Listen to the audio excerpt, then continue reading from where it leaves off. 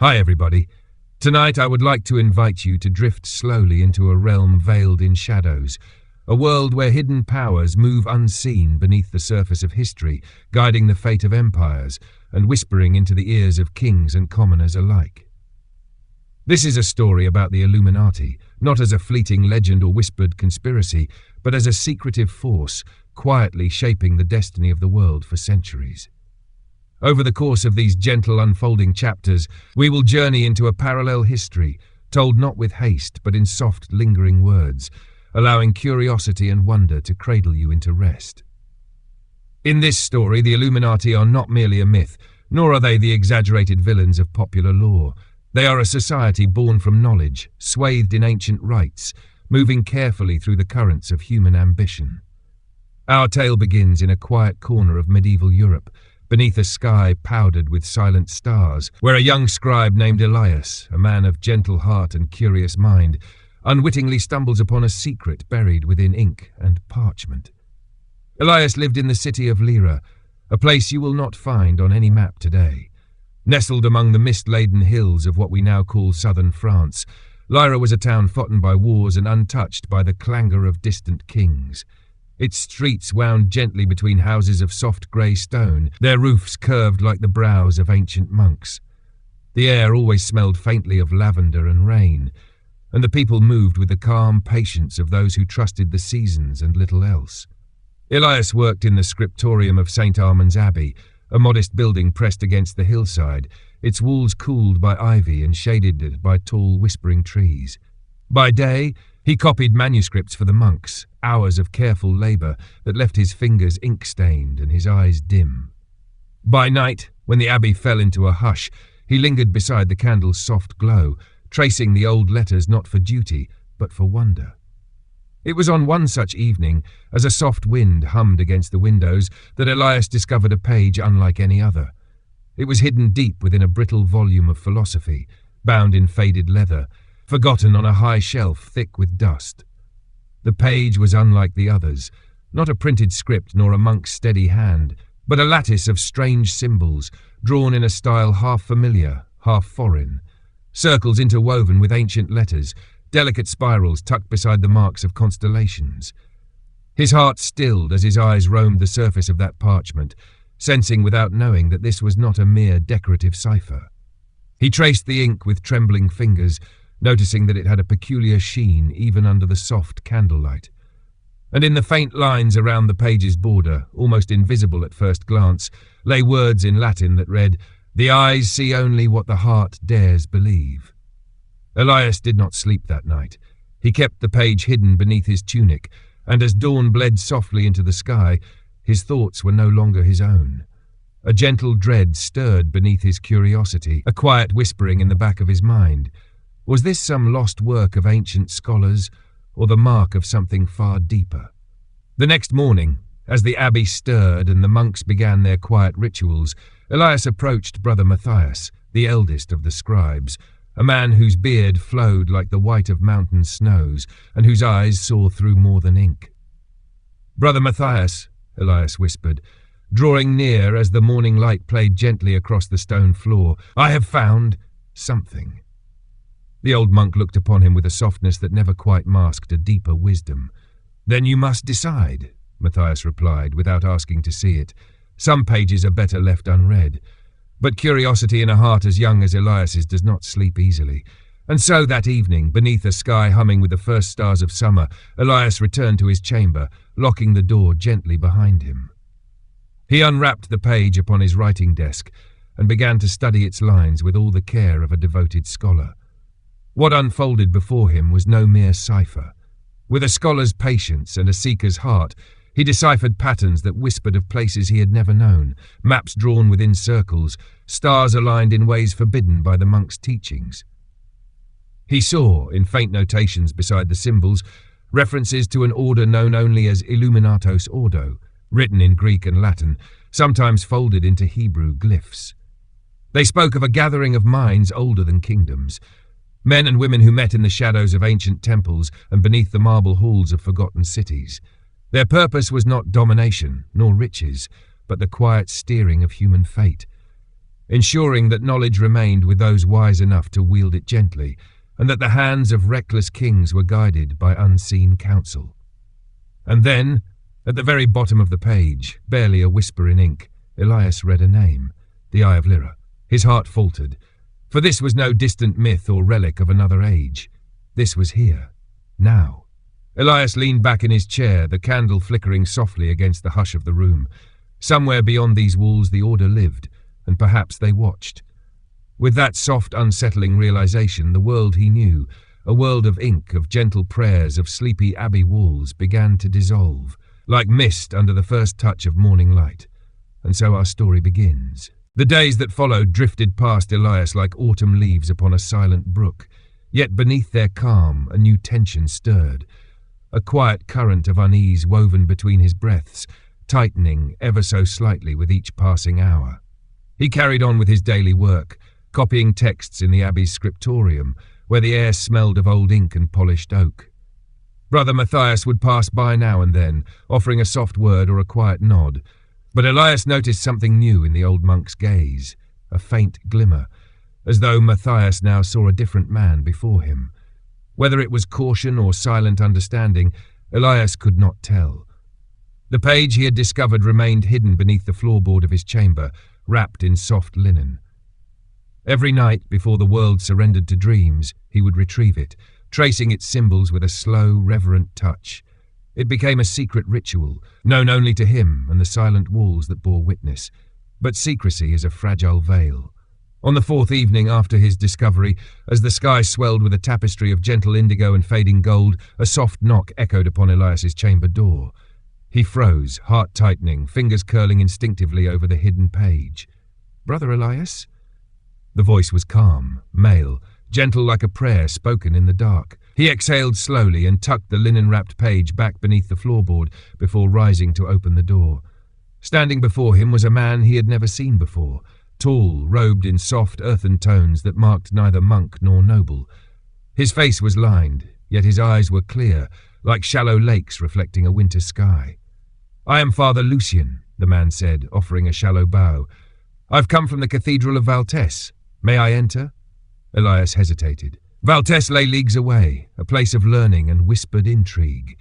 No traveller from there had graced St. Armand's Abbey in years. Still, something in Lucien's voice, its quiet steadiness perhaps, unlocked the door in Elias's heart before his mind could protest. "Of course," he murmured, stepping aside. Lucien entered with soft, measured steps, his eyes calmly sweeping the modest chamber, taking in the simple cot, the worn desk, the solitary candle flickering softly against the stone walls. They sat opposite each other as the candle's flame swayed between them. For a long moment, neither spoke. Elias watched as Lucien folded his hands upon his lap, eyes studying him with neither judgment nor expectation. "You found something," Lucien said at last, his voice no louder than a whisper. It was not a question. Elias felt a chill along his spine. He swallowed carefully. I don't understand." Lucien gave a faint smile, gentle, almost sorrowful. "The Eye of Lyra is watching." The words fell into the quiet like a single drop of ink upon still water, their ripples reaching deep. Elias stared, unable to mask the faint tremble in his voice. "Who are you?" Lucien inclined his head slightly. "A guardian of that which you have glimpsed. We are few, and most would never know our faces. But you have found a thread, and once a thread is pulled..." His voice softened, almost fading into the hush. The tapestry begins to reveal itself. The air between them thickened with a silence deeper than words. Elias felt the weight of centuries pressing upon his narrow shoulders, the soft murmur of secrets that had slumbered beyond the reach of kings and councils. He struggled for words, but Lucien raised a hand gently. "You are not in danger," the man said softly, eyes kind beneath the shadow of his hood. "We are not here to harm, but you must choose. The knowledge you touched, it is not a game of curiosity. It calls men to paths from which there is no return." Elias met his gaze, heart a slow thunder within his chest. "What is the Illuminatos Ordo?" Lucien gave a faint nod, as if he had waited for the question. "We are an order that watches, guides, and sometimes protects the fragile course of wisdom in the world. You have heard of kings falling, empires crumbling, wars turning with a single whisper?" Elias nodded faintly. "We are the whisper." Lucian's words settled into the soft hush of the chamber. "We do not rule," the man continued, his voice low and even. "We do not crave dominion. Our hand is the hand that steadies when madness seizes the hearts of rulers. Our knowledge is the light in the darkened halls where men plot destruction. And though the world may never know our names, it stands today, because we stand unseen." Elias felt a strange calm wash over him, mingled with awe and a shadow of fear. "Why tell me this?" Lucian leaned forward, his eyes soft yet unwavering. "Because the page you found was meant for one who seeks with a heart unclouded by greed or fear. That page chose you." The candlelight danced upon the quiet contours of Lucian's face. "You may return to your life, forget this night, bury the page, and it will trouble you no more. Or you may choose to step beyond the veil and see the world as it truly is." Elias looked down at his hands, pale in the flickering light, hands that had known only ink and quiet labour. And yet, even as the words hung in the air, a quiet certainty stirred within him. He met Lucian's gaze. "I wish to know." The faintest smile touched Lucian's lips. He rose, placing a hand gently upon Elias's shoulder, a touch as light as a whispered prayer. "Then your path begins at the turning of the moon. Tomorrow night, meet me at the chapel of Saint Virel. Come alone, bring nothing but yourself and your heart." And with those words, Father Lucian turned, his soft footsteps vanishing into the hush of the abbey's ancient halls. Elias sat long after the door had closed, the silence wrapping around him like a mantle of waiting dawn. The night outside hummed with a deep, unseen life, and the eyes of Lyra watched. The next day unfolded with a curious softness, as though the air itself hung thicker over the abbey grounds, steeped in a silence that even the morning birds dared not disturb.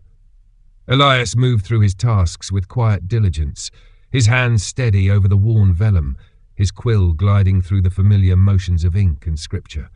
But his heart beat to a slower, deeper rhythm now, attuned to an undercurrent he could not name. Brother Matthias passed him in the corridor that morning, offering a slow, knowing nod. No words were exchanged. It was as though the old monk had already read the unwritten pages of the day to come. Elias wondered if Matthias had once stood at the same crossroads he now faced. Centuries of silent choices etched gently into the soft lines of the monk's face. When evening fell, a fine mist settled upon the hills of Lyra, curling gently between the stones of the abbey walls, softening the edges of the world. The sky melted into shades of muted lavender and silver, the moon a thin crescent cradled against the dusk. Elias waited until the last echoes of Vespers faded into silence. His fellow scribes retired to their chambers, their steps slow and unhurried, untroubled by the stirrings of secret orders or ancient symbols. By the time the bell tolled for Compline, Elias stood alone at the edge of the abbey grounds, his cloak drawn close against the night's tender chill. The chapel of Saint Virel lay beyond the northern woods, a quiet, crumbling place long abandoned by pilgrims and priests alike. Its name whispered through the abbey in half-forgotten tales, of hermits who once sought solace in its hollowed walls, of healers who left offerings upon its worn altar. But tonight it awaited him. Elias walked the winding path beneath the arching trees, their branches swaying gently as though to murmur silent blessings. The air grew cooler as he neared the woods, thick with the scent of damp earth and lavender carried upon the breeze. When the chapel came into view, it did not rise as he imagined, a grand, solemn edifice steeped in shadow. No, it sat quietly among the roots of ancient oaks, its stone walls softened by moss, its wooden doors worn smooth by countless forgotten hands. A single window, round and plain, caught the thin silver of moonlight, casting a faint glow upon the path. And before the chapel doors stood Lucian. He was dressed as before, robes of muted earth tones, a simple leather cord circling his waist. His hands rested lightly before him, fingers interlaced, his posture as patient as the stone walls behind him. Elias felt no fear as he approached, only a strange, weightless calm, as though the air itself had wrapped him in quiet reassurance. Lucian inclined his head in silent greeting. Without a word, he turned and pushed open the chapel doors. The interior was sparse, rows of stone benches worn smooth by time, a simple altar veiled in a linen cloth. The faint scent of myrrh and old cedar lingered in the air, mingling with the soft hum of the night beyond the walls. A single candle flickered upon the altar, its flame small but unwavering. Lucien motioned for Elias to sit. They chose a bench near the front, where the shadows played gently against the worn stone. For a time they sat in companionable silence. The world beyond the chapel faded, replaced by the quiet breathing of stone and wood, of heartbeats slow and steady beneath the soft hush of candlelight. At last Lucien spoke, his voice low, nearly blending with the stillness. "Do you know why the world remains in balance, Elias?" The question drifted between them, not as a challenge, but as an invitation. Elias met his gaze, voice soft. "Because men choose not to destroy it?" Lucien gave a faint smile. "Because there are those who ensure that men never have the power to destroy it." He folded his hands upon his lap, eyes thoughtful. Long before kingdoms rose, before the words of kings filled the mouths of history, there were those who watched. Quiet men and women, seeking no title, wielding no sword. They understood that power, true power, is not loud nor violent. It is patient. It waits in the shadows, guiding, nudging, sometimes restraining. Elias listened, drawn into the quiet cadence of Lucien's words. The Illuminatos Ordo was born not from ambition, but necessity. The world teeters always upon the edge of ruin, by the hand of greed or fear or pride. And so, we watch, we guide when we must, we remove when we must, and above all, we remember. A soft breeze stirred through the chapel's open door, rustling the candle's flame but never extinguishing it. Lucien turned slightly, his voice growing softer. "What you discovered, Elias, was not an accident. The page you found belonged once to a man much like you, a scribe, a seeker, and like you, he stood upon the threshold of knowing." Elias leaned forward, his voice a hush. "What happened to him?" Lucien's gaze grew distant, as though peering into a past only he could see. He chose to see, and in doing so, he became part of something far greater than himself. His name is not written in any chronicle, yet the world remembers him in ways it cannot name. He guided kings, tempered wars, preserved wisdom that would have vanished into darkness, and when his time came, he faded back into the quiet, his task complete. Elias felt a soft, solemn shiver along his spine. "Is that what you do?" Lucien nodded gently. "It is what we all do. Those who walk this path seek neither glory nor remembrance. We serve the light that others forget." He turned to face Elias fully now, his eyes steady, the weight of centuries reflected within their calm depths. "You have been chosen because you seek not out of greed, nor for power, but because your heart listens. You see the world not for what it seems, but for what it whispers beneath." Elias met his gaze, a quiet resolve forming in his chest. "I wish to walk that path." Lucien's smile was soft, almost sorrowful. "Then you must understand, the path demands everything, yet asks nothing in return. You will be a shadow among men, a silent hand in the storm. You will know truths that others dare not speak, and you will carry them to your grave." Elias bowed his head gently, the quiet words wrapping around his heart like a vow. "I accept." Lucien rose slowly, his robes whispering against the stone. He placed a hand upon Elias's shoulder once more, the touch light as dusk. "Then rise, Elias of Lyra, for tonight you begin to see." And together, beneath the soft watch of a crescent moon, they stepped into the night beyond the chapel doors, where shadows stretched long upon the earth and the first silent chapter of Elias's journey quietly began. The air beyond the chapel was thick with a silence that felt almost sacred. Elias followed Lucien down a narrow path, the earth soft beneath their steps, the night unfolding around them in quiet layers.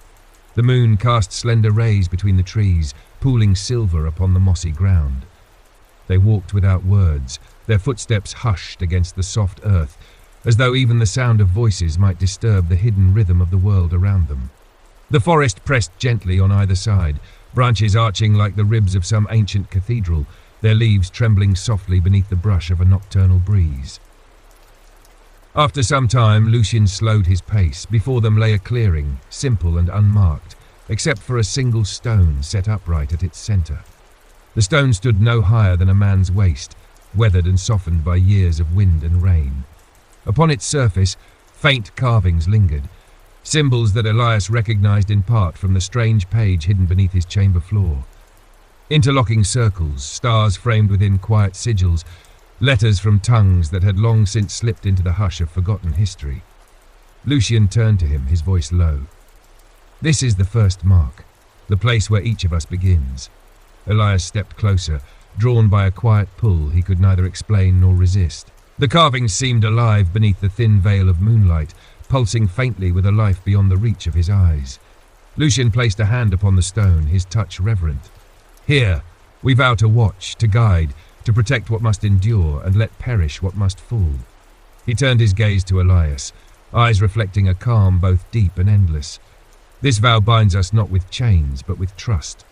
The Order has no kings, no masters, only the silent understanding that the world's balance must be preserved, always in shadow, always in silence. Elias felt the weight of those words settle upon him, a quiet mantle woven from the whispered threads of countless unseen hands before him.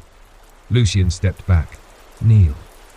Without hesitation, Elias lowered himself before the stone, the cool touch of earth pressing gently against his knees.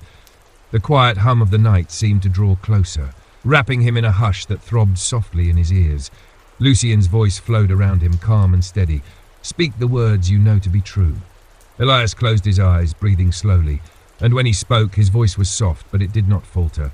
"I vow to watch unseen, to guide without seeking power, to protect the light and bear the shadow in silence." The forest seemed to hold its breath. Lucian placed a hand lightly upon his head. "Then rise, watcher of Lyra." Elias stood, his heart beating with a quiet, solemn force. In that moment, something within him shifted. Not a dramatic jolt, but a soft, inevitable turning, like the slow unfolding of dawn across a silent sky. Lucian nodded once, the faintest trace of a smile upon his lips. "You are one of us now. But know this, the world will not change around you. It is you who will begin to see the world as it truly is." He gestured gently toward the forest beyond. "Come, there is one more place I must show you." They moved again through the quiet woods, the soft murmur of leaves their only companion. Elias felt a curious calm settle upon his shoulders, as though some invisible burden he had always carried unknowingly had now found its purpose. After a time, they reached a low ridge overlooking the distant lights of Lyra. The town lay quiet beneath the hush of midnight, its rooftops softened by mist, its narrow streets winding like sleepy veins beneath the touch of the moon. Lucian stood at the edge of the ridge, silent for a long while. "This," he said softly, "is the world you now watch over, not as a ruler, nor as a savior, but as a quiet guardian. You will walk among them, unseen, unknown, and guide their fate when darkness threatens to swallow the light." Elias joined him at the edge, his eyes tracing the soft glow of his home. The people within those quiet walls, his friends, the monks, the market folk, moved through their lives with no knowledge of the silent hands that steered the course of their world. Lucian's voice dropped lower. "There are those who would unmake all of this, for greed, for hatred, for fear, some in high towers, some in the shadows." He turned his gaze toward Elias. "And there are those who stand quietly against them. We do not fight with swords nor with armies. Our strength lies in the unseen threads we weave, in the hearts we reach, the whispers we plant, the hands we stay." Elias felt the truth of those words settle within him, a deep and abiding certainty. Lucian laid a hand gently upon his shoulder. "Your journey begins with a single task, a small one, but no less vital, and it will come when you least expect it." Elias nodded, his heart steady. "I will be ready." Lucian's smile was soft, his eyes warm beneath the quiet glow of the moon. "You already are." And so, beneath the gentle hush of the starlit sky, Elias took his first quiet steps into a world unseen, a world where power did not roar in the open, but whispered softly in the dark, shaping the fate of men, one silent choice at a time. Morning dawned over Lyra with a softness that seemed almost deliberate. Rays of pale gold stretching tenderly over the tiled rooftops, caressing the narrow streets still veiled in the hush of dawn. The town stirred slowly, as it always did, with the measured pace of a place untouched by the rush of distant cities. Market stalls were set with care, bread ovens exhaled their warm, yeasty breath, and the bells of St. Armand's Abbey called softly to prayer. Elias moved among the people like a quiet thread woven through familiar cloth. He greeted the merchants with a polite nod, exchanged brief smiles with neighbors whose names he had known since childhood. Yet beneath every glance, every soft word exchanged, a strange new awareness hummed within him, a gentle weight pressing against the edges of his thoughts. he was now a watcher. And though the town remained unchanged on the surface, Elias felt as though a veil had been lifted from his eyes. The laughter of a child chasing a wooden hoop across the square, the quiet barter of fishmongers beneath the oak tree, the soft murmur of a mother humming to her babe in a shadowed doorway. All these things now shimmered faintly with a significance he had never before noticed. The world was no longer a stage of simple faces and idle moments. It was a tapestry of unseen currents, each life a thread, each choice a quiet ripple upon the vast sea of fate. Brother Matthias greeted him that morning in the scriptorium, his gaze lingering a moment longer than usual. "Your hand seems steady today, Brother Elias," the old monk observed, his voice soft beneath the high arched ceiling. Elias met his eyes with a quiet calm. "Some things have found their place, brother." A faint smile traced the edges of Matthias's lips, a smile that hinted at understanding deeper than words. The monk nodded once before turning back to his work, leaving Elias to his silent labour. By midday, the soft rhythm of daily life resumed its familiar course. Yet even in the quiet tasks of ink and parchment, Elias remained alert, not with suspicion, but with a deepened sense of presence. He watched not with the eyes of a mere scribe, but with the gaze of one who listened to the unspoken, who read between the lines of both text and men. It was in the abbey's small courtyard, beneath the soft shade of an ancient olive tree, that his first task arrived, unexpected, almost delicate in its simplicity. A young woman, no older than 20 summers, sat alone upon the stone bench, her eyes cast down upon her hands. She wore a simple dress of grey linen, her dark hair braided neatly over one shoulder. Elias recognized her at once. Isolde, the daughter of Master Ronart, a respected merchant of Lyra.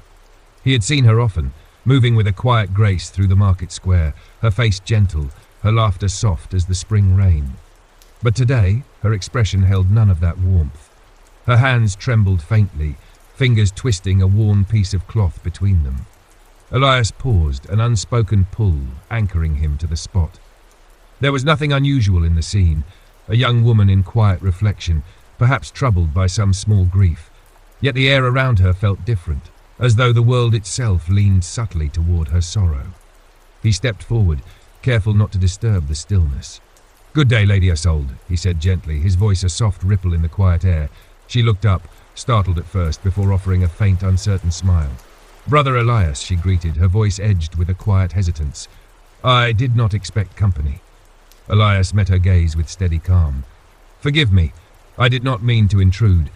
Only sometimes a heart heavy with burden may rest lighter when shared." For a moment, Isolde said nothing.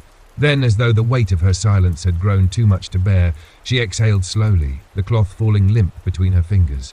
"It is my father," she whispered. "He has made a bargain with men I do not trust." Elias sat beside her, allowing the quiet to settle between them before speaking. "What kind of bargain?" Isolde's eyes shimmered faintly beneath the soft afternoon light. "A merchant from the east arrived 3 nights past," she began softly. "A man named Varlan. He came with promises of gold, of rare silks and spices, more wealth than my father could dream. But there is something wrong about him." Her voice quivered at the edges, like a thread stretched too tightly. Elias listened without interruption, his heart settling into the quiet rhythm of her words. "My father is a good man," she continued, "but his heart, it is eager for prosperity. And Varlan, he spoke words that stirred something dark within him. I saw it in his eyes, a hunger I have never known." Elias nodded slowly, his mind tracing the undercurrents woven within her tale. A stranger's sudden wealth, promises too tempting, the subtle shifting of a good man's heart, all threads that did not weave by chance. He placed a gentle hand over hers, the gesture quiet and unassuming. "Sometimes, Lady Isolde, a shadow walks in the guise of opportunity, and sometimes it is seen by those whose hearts remain pure." She met his eyes then, her expression softening with a faint, uncertain hope. "What should I do?" Elias offered a small, calm smile. "Nothing, for now. But if you trust me, I will see to it that your father's path does not lead him into shadow." Isolde's eyes glistened with silent gratitude, and for a moment the quiet air between them held a gentle peace. And in that soft, fleeting exchange beneath the olive tree, Elias understood his task. Not a grand mission of kings or empires, but a simple human thread that might yet weave a future unspoiled by unseen darkness. The Illuminato's ordo had sent no summons, Lucian had spoken no warning, but Elias needed none, for this was his first vigil, and he would stand watch, silently unseen, where shadows sought to entwine the hearts of men. The evening settled over Lyra like a soft, dusky veil. Lanterns flickered in quiet windows, casting long, gentle shadows upon the cobblestone streets.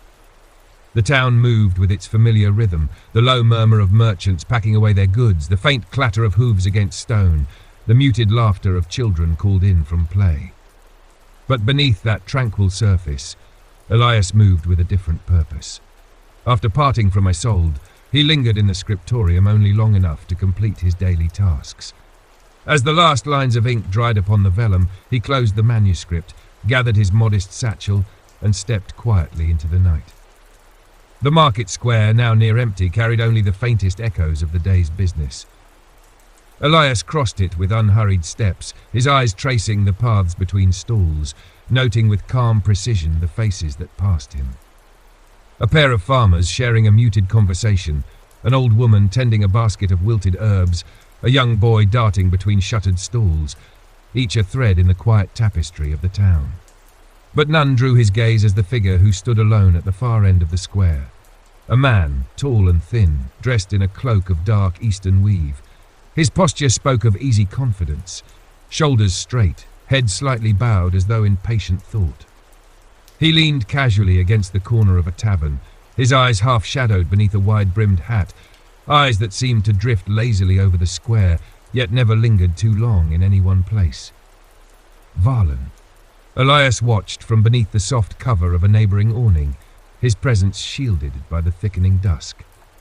There was nothing overtly threatening in the man's demeanour, no harshness in his stance, no obvious mark of a scoundrel or swindler. Yet every instinct within Elias stirred with quiet warning. The way Varlin held himself, the calm sharpness of his gaze, the faint curl of a smile untouched by warmth, these were signs that spoke in a language beyond mere words. Elias remained in place, his breathing slow, his heart steady. He observed how Varlin's eyes occasionally swept toward the merchant lanes, watching as Master Ronart approached with measured steps. Ronart, a man of broad shoulders and a trader's practiced cheer, greeted Varlin with a clasp of hands and a polite bow. Yet even from his distance, Elias noted the faint tightness in Ronart's smile, the almost imperceptible hesitation in his posture. They spoke softly, leaning in close, their words lost beneath the quiet hum of the square. But Elias needed no sound to read the exchange. He watched how Varlin's hand rested lightly upon Ronart's arm, a gesture that seemed friendly but carried the subtle edge of control. He saw the way Ronart's gaze flickered down, how his shoulders tensed as Varlin spoke in low, measured tones. A negotiation, certainly, but not of equal footing. The conversation ended with a brief exchange of sealed parchment, Varlin passing it discreetly into Ronart's hand. The merchant tucked it swiftly into his cloak before bowing once more and turning away, his steps brisker than when he'd arrived. Varlin remained for a moment longer, his eyes following Ronart's retreat with a calm, faintly amused expression. Then, with a slow, deliberate grace, he adjusted his cloak and disappeared into the winding lanes of the town. Elias exhaled softly. The exchange had been subtle, too subtle for most to notice, but to his newly sharpened senses, it spoke volumes. A deal made under quiet duress, a man's will bent gently toward a path not wholly his own. He stepped back into the shadow of the awning, allowing the quiet of the square to settle once more. The world around him remained unchanged, the lanterns flickering, the soft wind stirring the scent of baked bread from a nearby hearth. Yet beneath it all, a single thread had begun to unravel. His task was clear. That night, as the moon cast a soft silver glow across the rooftops of Lyra, Elias returned to the chapel of Saint Virel. The path through the woods felt familiar now, the hush of leaves and the whisper of the wind no longer strange but comforting, like the quiet murmur of an old friend. Lucien awaited him within the chapel's silent walls, standing before the altar where the single candle flickered with steady calm. Elias bowed his head gently as he entered. "I have seen him," he said softly. "Varlin." Lucien turned, his expression unreadable beneath the soft hood of his robe. And what did you see?" Elias spoke plainly, recounting the exchange he had witnessed, the subtle gestures, the quiet control, the sealed parchment now hidden within Ronart's cloak. Lucien listened without interruption, his eyes calm, his hands folded lightly before him. When Elias finished, the Elder Watcher nodded once, the faintest motion of approval.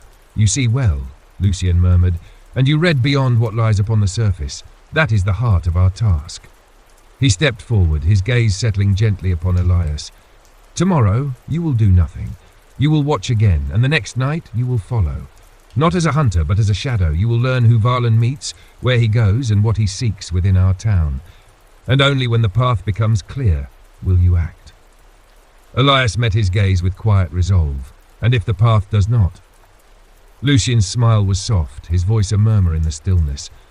"Then you will remain the shadow, until the right moment calls you forth." The candle's flame flickered gently between them, casting long, slender shadows upon the chapel walls. Elias nodded slowly, a calm certainty settling deep within him. "I understand." And as he stepped once more into the silent night, the words of the order echoed softly within his heart, words not written in any book but carved quietly into the soul of every watcher, to see, to know, to guide. In the quiet spaces where shadows gathered, Elias of Lyra would stand unseen. And in that unseen watch, a single choice might yet protect a world oblivious to the silent hands that guarded its fragile peace. The following day unfolded beneath a sky draped in soft, pearled clouds, the air thick with the quiet hum of midsummer's warmth.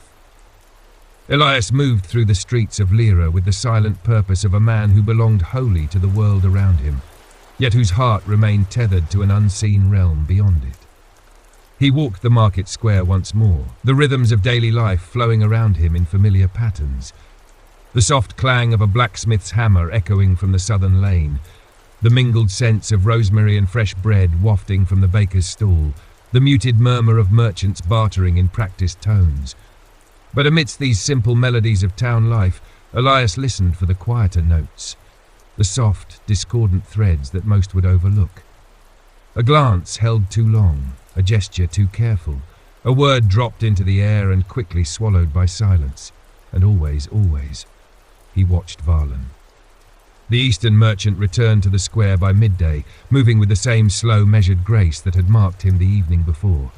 His cloak hung loose about his frame, dark fabric folding softly with each step. His face carried that same quiet, knowing smile, a smile that neither welcomed nor threatened, but hinted gently at knowledge untouched by those around him. Elias observed from the cool shadow of a nearby colonnade, his presence hidden within the ebb and flow of market-goers. He watched as Varlin spoke to a cluster of merchants, his words soft, his gestures sparse. There was no raised voice, no eager pitch of a trader's tongue, and yet men leaned in when he spoke. They nodded, even as their eyes flickered with a faint, uncertain edge. By late afternoon, the pattern repeated itself. A subtle exchange of words, a quiet offer, a handshake that lingered half a moment longer than custom dictated. Each time, the merchant who walked away from Varlin bore the same faint shadow upon his features, a shadow of thought, of doubt, of something stirred deep within that had not been there before.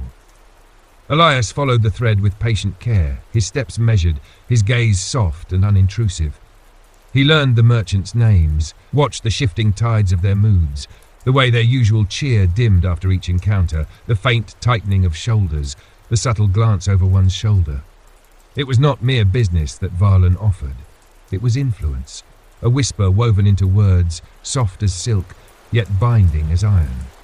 As dusk painted the sky in gentle hues of violet and rose, Elias slipped once more toward the northern lanes, narrow streets lined with the homes of Lyra's wealthier merchants. He moved in the soft hush of twilight, his cloak drawn close, his steps light upon the cobbled stones. Ahead, Varlin walked at a measured pace, unaware of the quiet shadow that followed. Elias kept his distance, melding with the deeper shadows cast by the rising moon. He watched as Varlin turned into a narrow alley, pausing briefly before a stout wooden door set beneath a faded arch of stone. With a soft knock, a rhythm too deliberate to be mere habit, Varlin awaited the door's reply. It opened after a moment, revealing a man whose features Elias recognized at once. Master Ronart. The merchant's face, usually broad with the easy confidence of a seasoned trader, now held a subtle tension, the faint lines of worry etched into his brow. He ushered Varlin inside with a quiet urgency, glancing once over his shoulder before closing the door. Elias remained at the alley's edge, concealed within the deep fold of a doorway. His heart beat with a slow, steady calm. The web drew tighter, the threads winding now toward a single knot at the heart of Lyra's quiet life. He waited. Minutes stretched into the quiet hush of night, broken only by the soft whisper of wind against stone. No other footsteps stirred the alley. No voices rose above the threshold of the house. The town around him continued its gentle descent into sleep, lamplights flickering, windows drawn against the night's soft breath. Then, at last, the door opened once more. Elias leaned slightly forward, his breath held within his chest. Varlin stepped out alone. His movements were slow, unhurried, no sign of secrecy or haste. He adjusted his cloak, casting a brief glance toward the quiet street beyond, before turning eastward, disappearing into the deepening night. Elias waited until the soft echo of Varlin's footsteps faded, then turned his attention back to Ronart's door. The merchant stood within the threshold, unmoving. His shoulders slumped faintly, his hand resting upon the doorframe. For a moment, he seemed less a man of wealth and trade, and more a solitary figure adrift upon a quiet sea of doubt. Elias watched, unseen, and in the quiet, he understood. Ronart was a man drawn by the silent gravity of influence, his heart tilted toward shadows he did not yet recognize. The threads pulled by Varlin did not demand, at least not yet. They offered, they suggested, they gently turned a man's heart until the difference between choice and compulsion blurred into nothingness. And in that subtle erosion, the true danger slept. Elias turned away at last, his heart carrying the quiet weight of knowing. He retraced his steps through the silent streets, his thoughts moving with calm precision. The time had not yet come for action. Lucian's counsel echoed within him like a soft bell in the stillness. Watch, learn, wait. For darkness to be met with light, it must first be known. As Elias returned to his chamber beneath the cool hush of midnight, he knew this vigil was only beginning. The web spun by Varlin spread quietly now, its threads delicate yet persistent. And as each day passed, those threads would tighten around the hearts of good men, drawing them ever closer to a quiet ruin none would see, until it was too late. But Elias saw, and he would remain the shadow, unseen, patient, unwavering, until the moment came to sever the threads before they could ensnare a town that slumbered beneath the illusion of peace. The sun rose over Lyra with a muted glow, soft and veiled by thin clouds that dulled the sky's usual brightness. The town awakened with its gentle routine, vendors setting their wares upon wooden stalls, apprentices sweeping the stone thresholds of their masters' shops, and the faint peal of the abbey's bell calling the faithful to morning prayers. But within Elias, a different dawn stirred. He moved through the familiar streets with the calm demeanor of a scribe on his daily errands, head bowed, steps unhurried. Yet every breath he drew seemed sharper, every sight he took enlaced with a quiet alertness that had settled deep within his bones. Varlin was still a shadow upon the town's edge, but his presence grew stronger with each passing day. Elias had seen the web tightening, subtle exchanges, whispered conversations, the faint shifts in men's postures after crossing paths with the merchant. The heart of Lyra was being gently tugged toward an unseen current, and this morning it led Elias toward the southern quarter. It was a part of the town often overlooked, a narrow stretch of cobbled streets where craftsmen plied their trades, far from the bustling market square. Carpenters, tanners, and stone masons worked here, their lives simple and grounded in honest labour. But it was here, amidst the scent of fresh timber and tanned leather, that Elias caught sight of something that whispered against the natural rhythm of the place. A man stood at the edge of the stonemason's yard, a figure clad in a dark cloak, speaking softly with two of the younger apprentices. His posture bore the same relaxed confidence Elias now recognized too well, and though his hood shaded most of his face, the faint glint of a thin chain upon his wrist marked him unmistakably. A token Elias had seen before, on Varlin's wrist, yet this was not Varlin. The man spoke in low, measured tones, his hands gesturing gently as though weaving some quiet spell. The apprentices listened with the soft, eager attentiveness of men drawn by promises they did not fully comprehend. One nodded slowly, the other shifting his weight with uncertain curiosity. Elias watched from a shadowed archway, his breath steady, his heart calm beneath the surface of his observations. So Varlan was not alone. The realization settled over him like a soft, inevitable weight.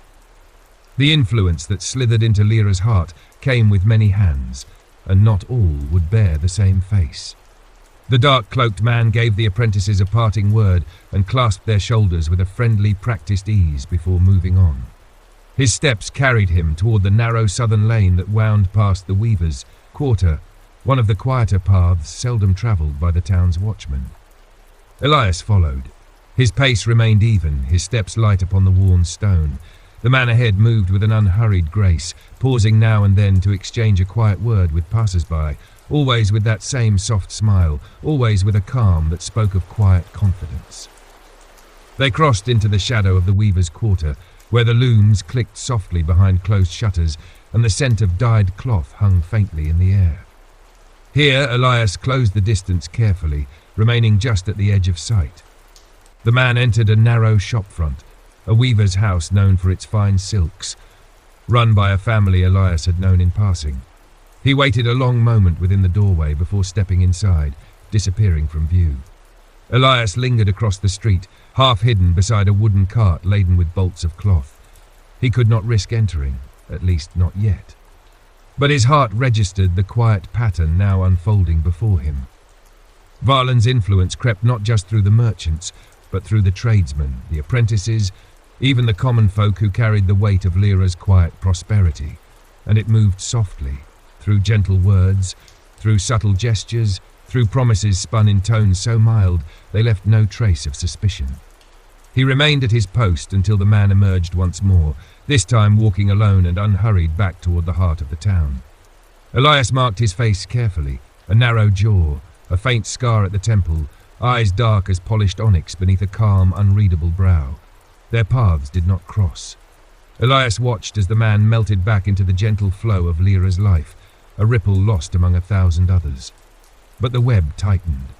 That evening, beneath the soft hush of the abbey's cloisters, Elias found Brother Matthias tending the rose garden with his usual slow patience. The old monk hummed a soft hymn beneath his breath, trimming the faded blooms with care. Elias stood in silent watch for a moment before stepping softly to his side. "I have seen another," Elias said quietly. Matthias did not pause in his work, his hands steady over the thorn stems. "Describe him," the old monk murmured gently. Elias did, speaking of the dark-cloaked figure, of the apprentices, of the weaver's shop and the quiet exchanges that rippled beneath the town's surface.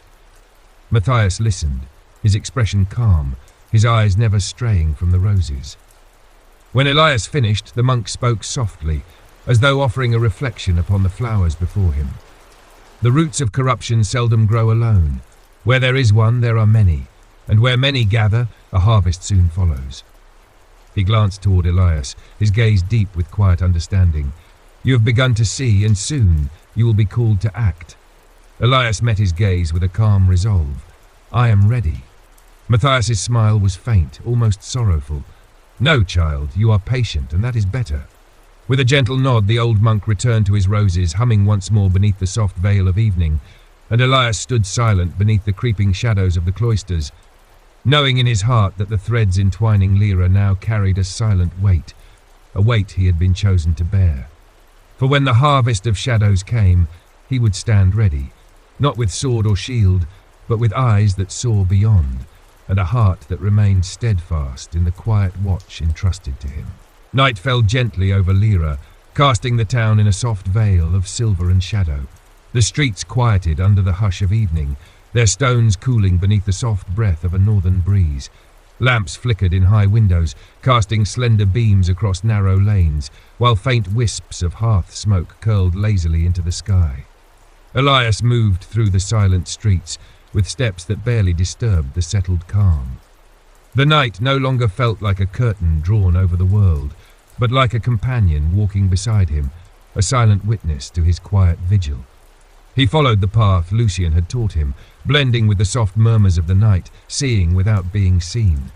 The the Watcher's way. Tonight, his steps led him beyond the familiar heart of the town. He left behind the gentle hum of the market square, the soft glow of tavern lights, and the steady rhythms of the abbey's distant bells. He walked eastward toward the edge of Lyra, where the stones gave way to earth, and the world softened into the quiet sprawl of the lower fields. The manor of Master Ronart stood at the border of this threshold, its windows aglow with a gentle amber light, its stone walls wrapped in ivy and shadow. A merchant's home, proud but modest, built not for display, but for quiet comfort. Elias approached with care, moving beneath the shelter of the outer hedges, his presence hidden by the soft shroud of night. He crouched beside a low stone wall, his eyes tracing the silent outline of the manor house. The door stood ajar. A faint thread of candlelight spilled into the night air, flickering softly upon the threshold. Elias's heart steadied. The quiet within him deepened, sharpening his senses, drawing every breath into a slow, measured calm. He remained still for a long moment, watching, waiting, listening. A shadow moved within. He saw it, a slender figure passing briefly across the light, pausing within the doorway before slipping quietly back inside. Varlin. Elias rose slowly, his steps silent as the wind stirring the hedgerow leaves. He circled toward the manor's western side, where a narrow path led toward the kitchen gardens. The shadows gathered thicker here, softened by the low arch of an ivy-laden trellis. He slipped into place beneath its cover, positioning himself where he could see the open door without revealing himself to the light. Voices drifted out, a low murmur, calm and deliberate. "The first shipment will arrive before the moon's turning," Varlin's voice smooth as riverstone. "You will handle the distribution quietly. The names I gave you will provide assistance." Ronart's voice followed, tight with a strain poorly masked beneath forced politeness. "And the terms, they seem steep." A soft chuckle. "Steep is the price of opportunity, Master Ronart. You know this better than most."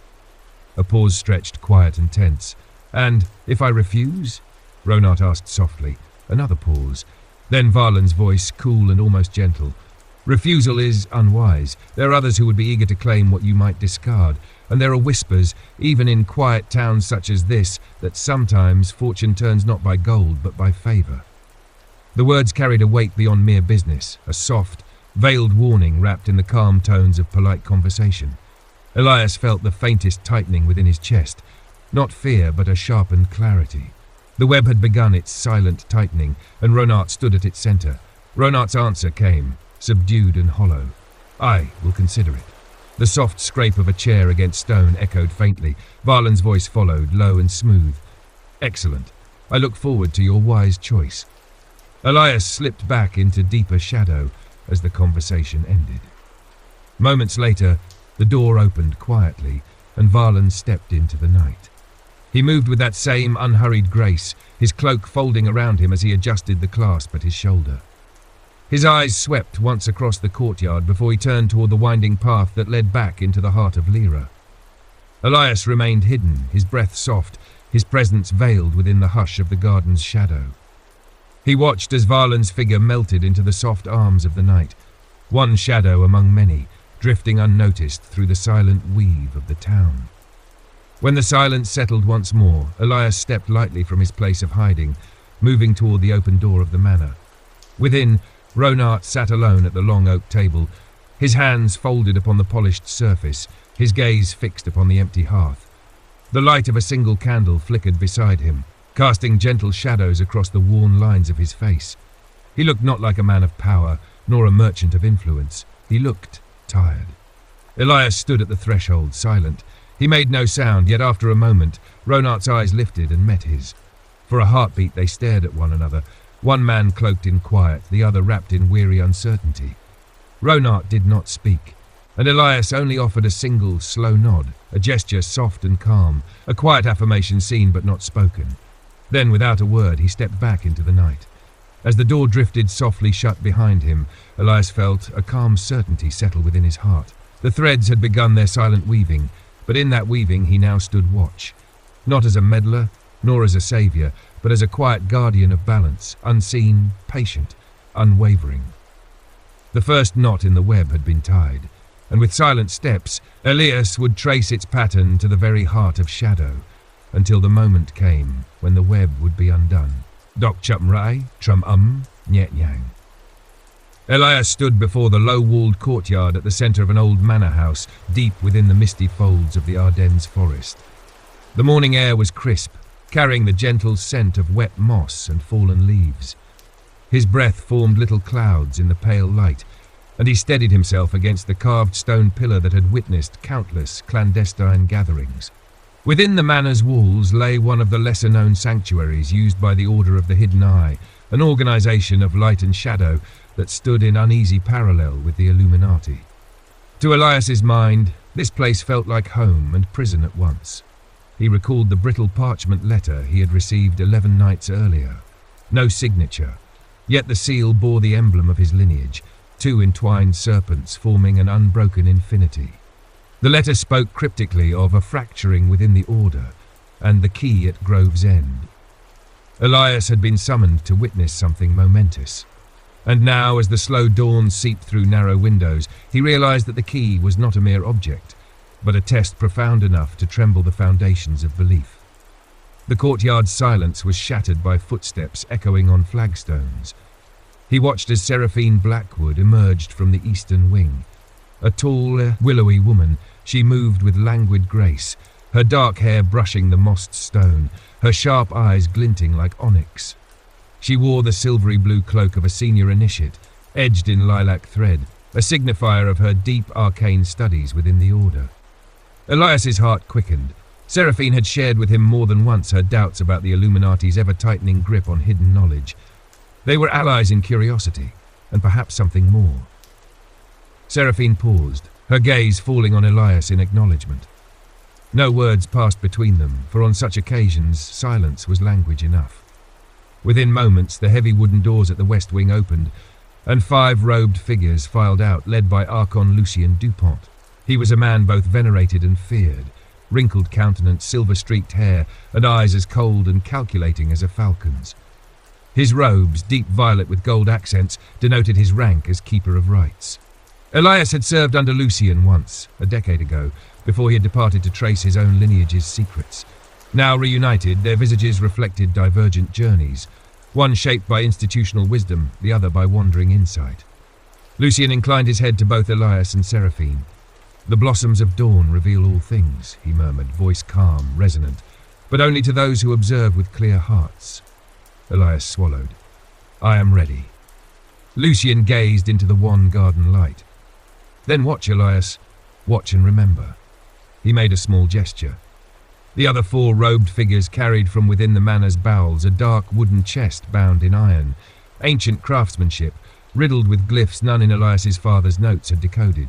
They placed it with muted ritual in the centre of the courtyard. Seraphine stepped forward, voice softer than silk over a flame. "This is the chest that survived the ordeal of Lunanor, carried through centuries of secrecy. It contains the test for us all." She sighed, glancing at Elias. "I have studied these glyphs in deep scholarly trance. They speak of the thread of verity, a measure of how tightly one clings to the truth within. To open the chest is to expose your soul's knotting." The courtyard's mist stirred. Birds ventured forth to sing faintly. Elias's pulse resonated with the moment's weight. Lucien took 2 steps closer. "Elias Mercier, will you step forward?" Elias did, taking measured steps over the dew-slick flagstones. The chest loomed like a silent predator. He could almost hear its heart beating. Lucien produced a slender obsidian key. Its head was inlaid with a delicate filigree of silver serpents kissing their tails. Elias recognized in it the echo of his lineage's symbol. The key seemed to absorb the pale light rather than shine. Lucien held it aloft. "If you accept this test, the key and fate belong to you." Elias's hand trembled, but when he took the key, its surface was cool and yet pulsed faintly. A slow current of warmth coursed through him, sharpening his senses, the glint of early sunlight, the rustle of distant leaves, the faint echo of his own heartbeat. Seraphine placed her hand gently on his arm. "We are with you," she whispered. Lucien stepped back. Silence stretched, immense as a gathering storm. Elias positioned the key and pressed it into the chest's lock. There was no click but a subtle vibrato beneath his feet, an unfolding resonance that writhed through the air. The lid swung open. Inside lay nothing, a smooth dark void, as if the chest were an empty mirror of sealed possibility. But then, one by one, words began to materialize upon its inner surface, letters of pale luminescence: regret, fear, desire, loss. Each word drifted, hovering, thrumming with power. Elias felt them stirring in him, an echo of every fragment of his being. His breath caught. He knew that this was the ordeal of reflection, when the chest would reveal the hidden chambers of the heart. If one faltered, the chest would trap their spirit in mirrored torment. If one endured, to see the self-accepted divided whole. "Do you see?" Lucian intoned softly. "The words are your own. Speak each, name them, acknowledge them. Only then can the vessel comprehend you as you are." Elias's voice was a whisper shaking in the pre-dawn hush. Regret. The word trembled on his lips as the glow pulsed. He recalled mornings wasted chasing shadows, alliances lost, the light expanded. Fear, he continued. He spoke of nights when doubt crushed his chest, the void shimmered. Hope. The word felt sweet, an ember brightening the gloom. Desire. He named it without shame. A yearning for true knowledge, for understanding that could heal the world's fractures. Loss. The echo cut deep. Memories of his mother's soft laughter, his father's stern counsel, both gone now. Salient words hovered, then merged into a flood. The void filled with letters, an ocean of glowing script. Lucian watched impassively. Seraphine's hand tightened on Elias's arm, but she said nothing. This was his journey alone. As the last word, truth, formed in luminous script, Elias spoke it, voice now steady. Truth. And in that moment the chest exhaled a breath of light that washed over him. He staggered, feeling every wound of his soul soothed, every scar acknowledged, every hidden spark affirmed. Then silence, and the chest grew still. The glowing words faded, the void receded into calm darkness. Elias lowered the key. The chest snapped closed on its own. The iron clasps clicked. For a heartbeat, none spoke. Then Lucian stepped forward, placing a hand on Elias's shoulder. "You have seen yourself with clarity, and survived. You are now entrusted."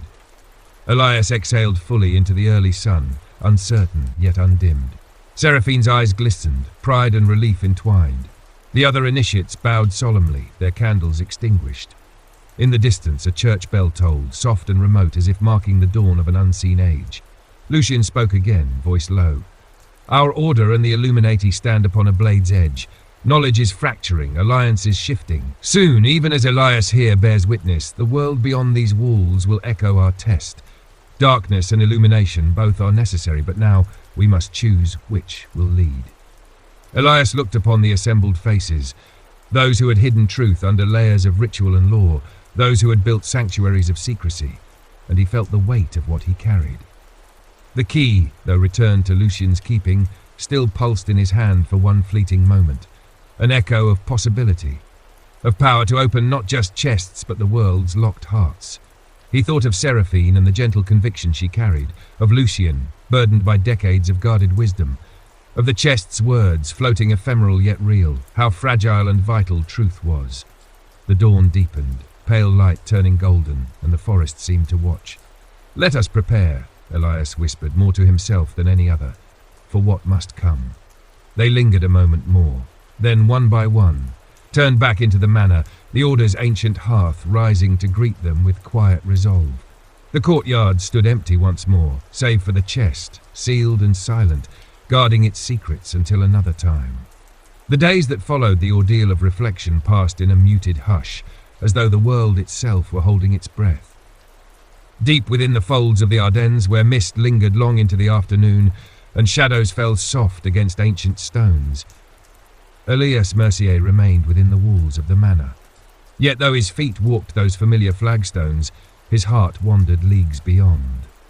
By the fourth morning, when dew clung to the heather and faint rays pierced the dense treetops, Elias stood once more at the eastern wing's balcony, a slender arch of stone overlooking the labyrinthine gardens below. The world seemed still, every leaf trembling with the faintest summer breeze. Yet Elias felt within him a growing awareness, like the first whisper of a gathering storm. Seraphine joined him, stepping lightly, her violet cloak drawn against the morning chill. She brought with her a slender, leather-bound book, edges worn, script faded by time's patient hand. She held it out to him wordlessly. He took it, running his fingers across the embossed sigil on its cover.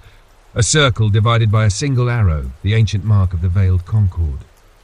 "I thought the Concord was but a myth," Elias murmured, thumbing the fragile pages. Seraphine's voice was soft. It was meant to be.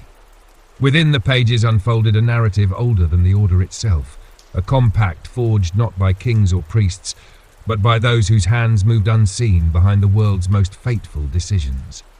The veiled Concord, a gathering of illuminated minds and unseen hands, had vowed to remain in shadow, governing not through force nor dominion, but through subtle shifts, a word in a sovereign's ear, a coin placed at the right hand, a treaty inked in a moment of frailty. Elias read in reverent quiet, the words flowing over him like a tide of forgotten whispers. And then he came upon a name, one that sparked a chord deep within. Leonore of Eltz. A woman of the late 13th century, spoken of in hushed circles, though known not for conquest nor counsel, one that had vanished into legend. Seraphine traced a finger along the text. Leonore was the first to speak openly of the fracture within the Concord. She warned that secrecy, though a shield, could also be a prison. Her words were said to have shaken even the earliest elders. Elias closed the book gently. What became of her? Seraphine's gaze met his, shadowed with a strange sorrow. She vanished, not into exile, but into the forgotten. The words settled between them, heavy as a veiled prophecy. Elias felt the undercurrent shift. What had begun as a journey into his own lineage was expanding into something far vaster, darker, and yet achingly beautiful in its tragic depth. They stood a while longer, silent amid the soft play of wind and leaf. Then Seraphine spoke again, her voice scarcely more than breath. "I believe she left behind more than words, a key, hidden in plain sight. And I believe you are meant to find it." Elias turned sharply. "Why me?" She smiled faintly. "Because the Order watches, the Illuminati maneuver, but you seek not for dominion, nor for legacy. You seek to understand." Her hand brushed his, a fleeting touch. "And that is rare beyond measure." The manor bells tolled in the distance, a deep, resonant sound that echoed through the forest's heart. Lucien's voice summoned them soon after, gathering in the high chamber where the elders met. It was a summons that bore the weight of quiet urgency. They entered the high chamber together, the ancient doors opening without sound.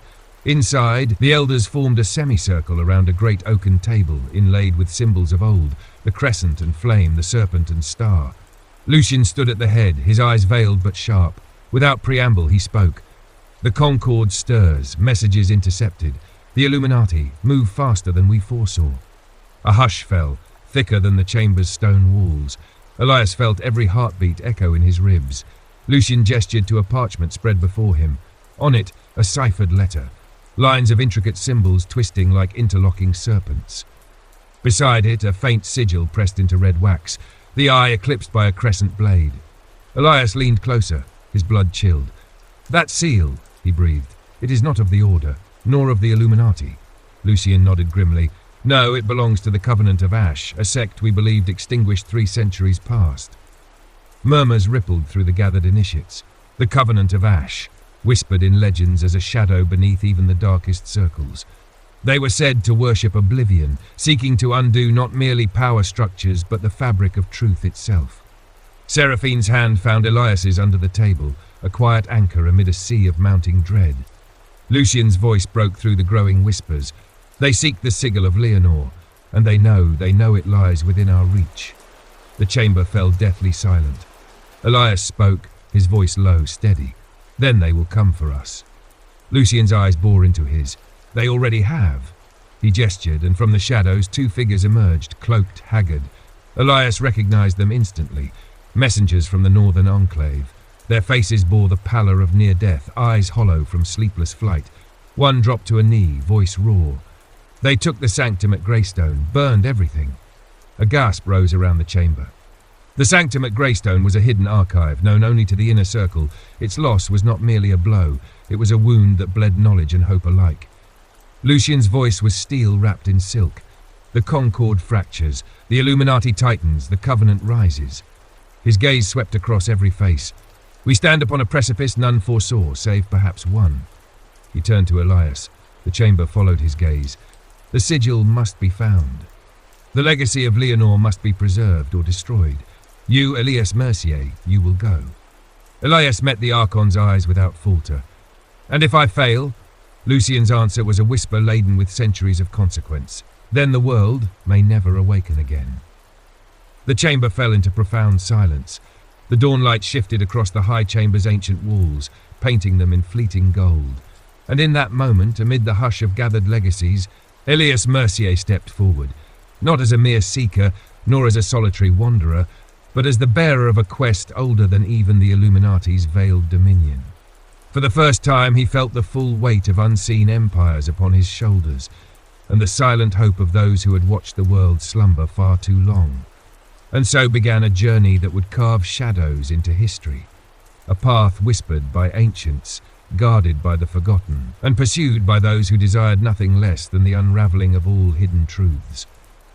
The quiet before the storm settled once more, and the world beyond the manor walls awaited with bated breath. The manor fell quiet once more after the gathering, its long halls holding the silence like a sacred trust. In the days that followed, Elias Mercier prepared for a journey that none could wholly define, one that stretched beyond mere borders of kingdoms or the known reach of the Order. It was a venture into veiled realms where legends stirred faintly beneath the fabric of recorded time. It was on the eve of his departure when Seraphine found him in the library's west alcove, where aged tomes leaned against each other in fragile companionship. The hour was late, the hearth's embers king a soft golden hue over the polished oak floor.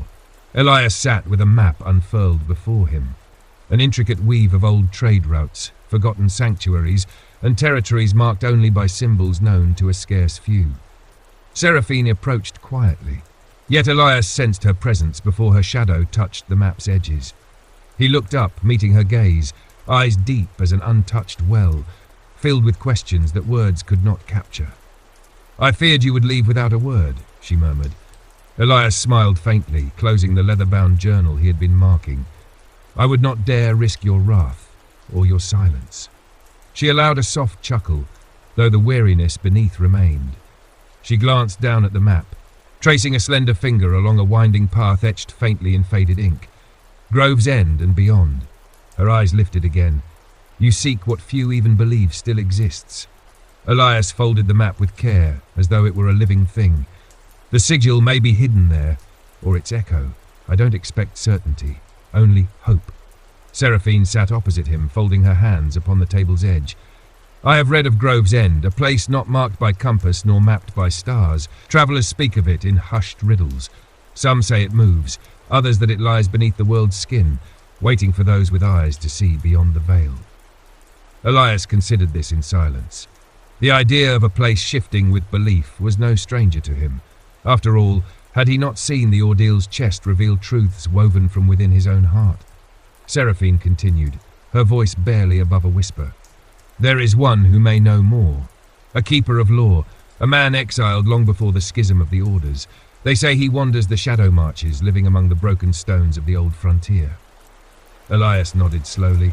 "The marches, a land lost to the maps and memory alike.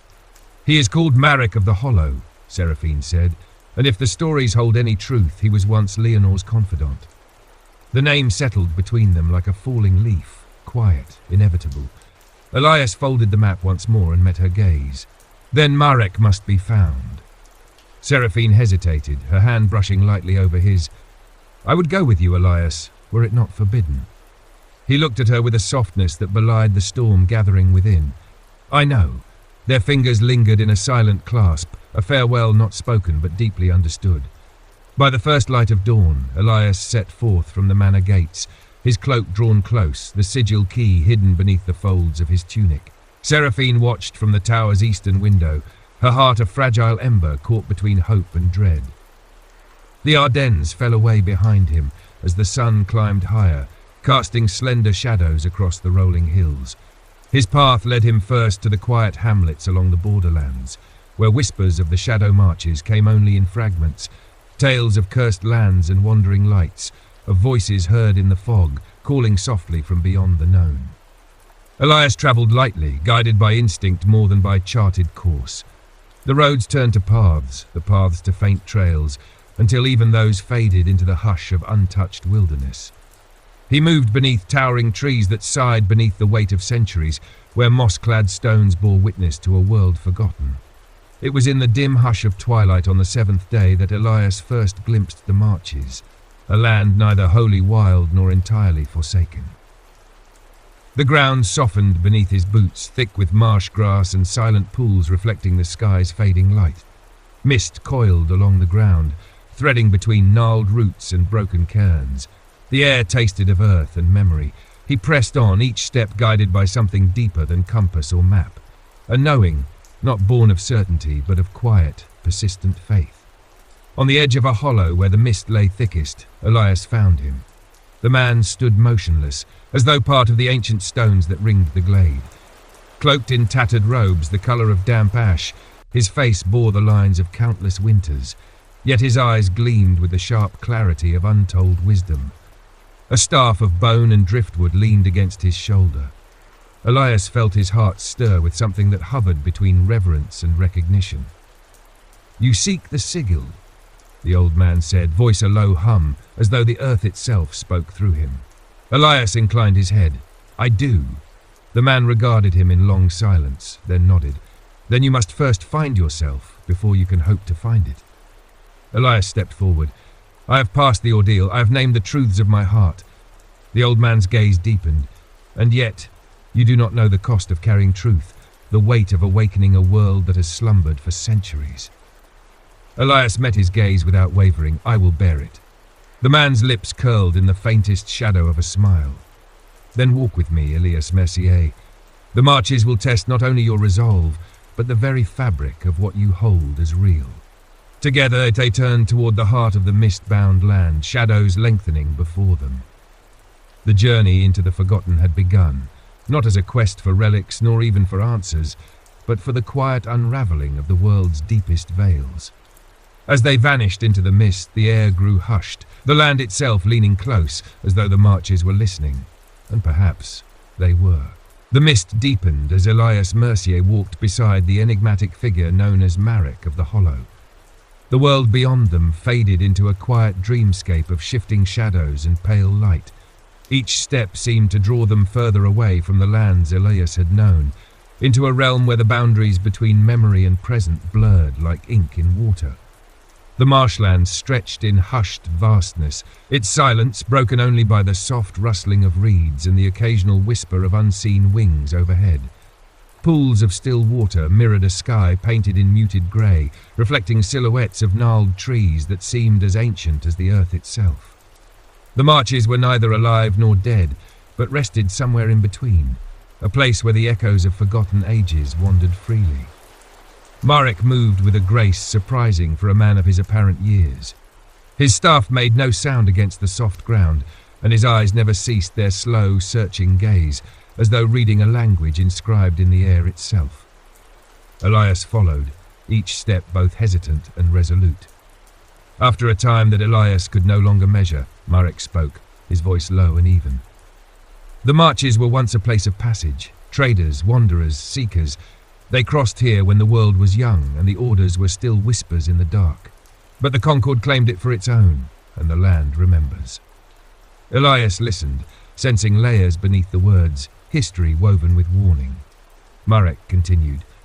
"When the Concord fractured, those who foresaw its end hid here, hoping the land's silence would shield them. Some faded into legend, others into myth. They walked on, the mist thickening around them until shapes emerged, ruins half sunken in the marsh, stone arches enwrapped in ivy, silent guardians of stories long untold.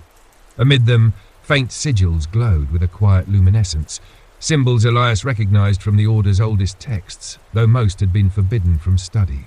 Elias's heart quickened. "What are these?" Marek paused beside a leaning obelisk inscribed with curling glyphs. He laid his hand upon the stone's cool surface, markers of the veiled Concord's retreat, each one a fragment of memory and a gate. Elias touched the stone, feeling a faint vibration beneath his palm, a slow hum that resonated with something deep within his chest. Marek's eyes softened. "These stones bear witness to those who walked the path before you, Elias.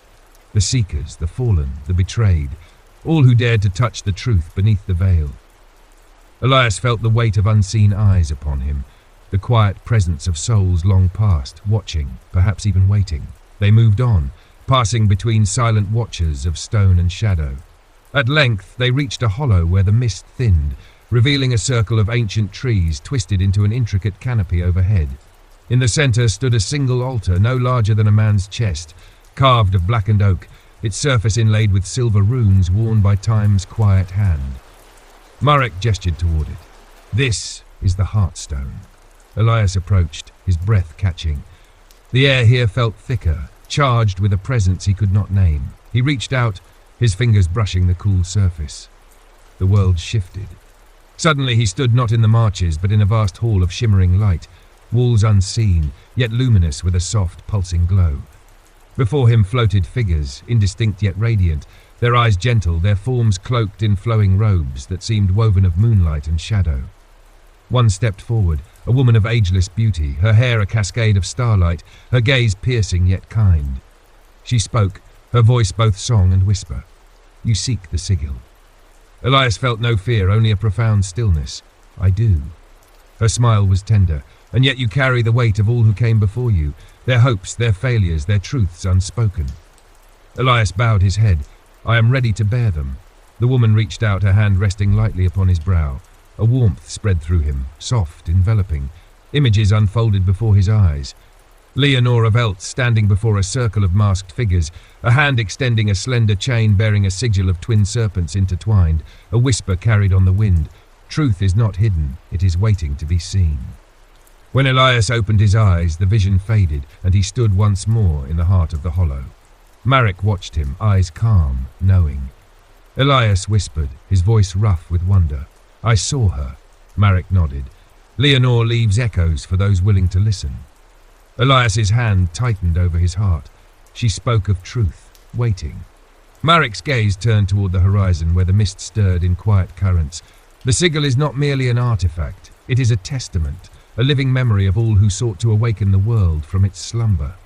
It cannot be owned, only understood.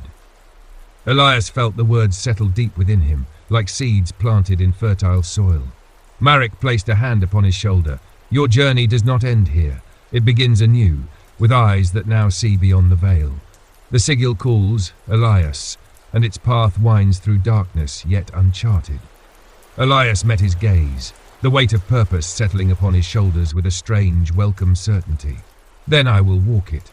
Marek smiled faintly, a glimmer of something almost fatherly in his expression. "And you will not walk alone." Together they turned from the Heartstone, stepping once more into the shifting mist of the marches.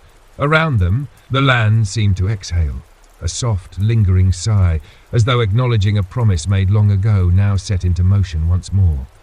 The world beyond awaited, veiled in shadow, wrapped in ancient whispers, and alive with the silent thrum of a truth waiting to be seen. The dawn after Elias's vision at the Heartstone arrived with a hush of soft light filtering through the high canopy of ancient trees. Mist lay curled about the marsh's roots, unmoving, as though reluctant to part with the night's shadows. Elias and Marek moved in quiet tandem through this fragile hour, their steps measured, their words rare. They spoke little on the first stretch of their renewed journey, for silence seemed a natural companion in this realm where echoes of the forgotten lingered. Marek's presence beside him was steady, a silent reminder that the road now taken was no mere flight of curiosity, but a descent into veils few dared even glance beyond. As the marshlands gave way to rising ground, they reached a pass marked by towering stones blackened with age, standing like sentinels against the encroaching mist. The pass was narrow, the air still. Marek paused at the threshold, pressing his palm against the stone nearest to him. His eyes, half-lidded, seemed to drift into memory. "This is the gate of the Silent Accord," Marek said quietly. "It was here that the last gathering of the Concord took place, before betrayal unstitched the tapestry." Elias studied the stone, noting its faint markings, intertwined symbols of houses and orders long thought extinguished. He traced one with his finger, a crescent bound by a serpent's coil. "Leonore stood here," Marek continued. "She spoke of balance, of the peril of secrets hoarded rather than shared, and here they turned from her." Elias's voice was low. They chose silence over truth. Marek met his gaze with a soft sorrow. They feared that unveiling the truth would unravel the world. They passed through the gate in quiet reflection, the weight of ancient decisions pressing upon their shoulders like unseen hands. Beyond the pass, the land rose into gentle hills, where the grass swayed in slow, whispering currents beneath a sky pale with the hush of dawn. They followed a winding trail marked by stones worn smooth by centuries of wind and weather, an ancient path Marek called the Threadwalk, known only to those bound to the Concord's lost cause. As the sun climbed, casting long fingers of light across the land, Marek began to speak, not in lesson, but in fragments of memory woven softly into the rhythm of their walk. The sigil, he said, is not an artifact of power alone. It is a vessel of remembrance, a cipher containing the living testament of those who walked the edge between shadow and light.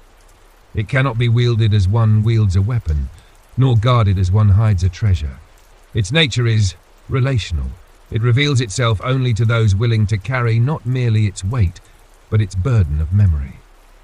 Elias absorbed the words, feeling each settle deep into his heart. And if it is taken by those who seek only dominion, Marek's expression darkened, then it will not reveal, but consume. They camped that night beneath an ancient ash, its boughs spread wide like arms embracing the sky. The fire crackled low, its embers casting a soft glow upon their quiet forms.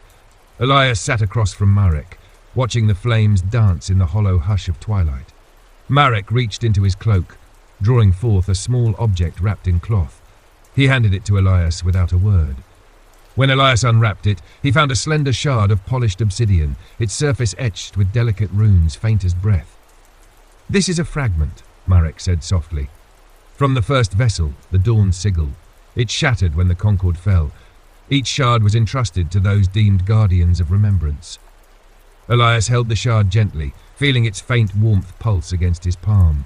Marek's eyes reflected the fire's soft light. "I kept mine not as a token of defiance, but as a vow, that one day when the time was right, I would guide the one destined to carry the sigil's memory forward." Elias lifted his gaze, meeting Marek's calm, unwavering eyes. "And you believe that is me?" Marek's smile was faint, almost wistful. "I know it is." The words settled between them, not as a revelation, but as a quiet confirmation of something long understood, yet never spoken aloud. That night, as Elias lay beneath the ash tree, he dreamed. He stood upon a bridge of light, stretching endlessly across a vast, silent sea. On one end stood Marek, his face serene, his staff held high. On the other, shadows loomed, figures cloaked in veils of shifting dark. Between them, the sigil floated, glowing softly, pulsing with a rhythm that echoed Elias's heartbeat. From the shadows, a voice rose, soft, venomous, alluring. "Come, seeker of truth, come and claim your inheritance." Elias reached for the sigil, but as his fingers brushed its light, the shadows surged forward, their forms writhing with a hunger that chilled him to the marrow. He stood frozen, the air thick with a suffocating dread. Then Marek's voice rang out, low yet resonant. "Remember, truth is neither a weapon nor a shield, it is a mirror. See and be seen."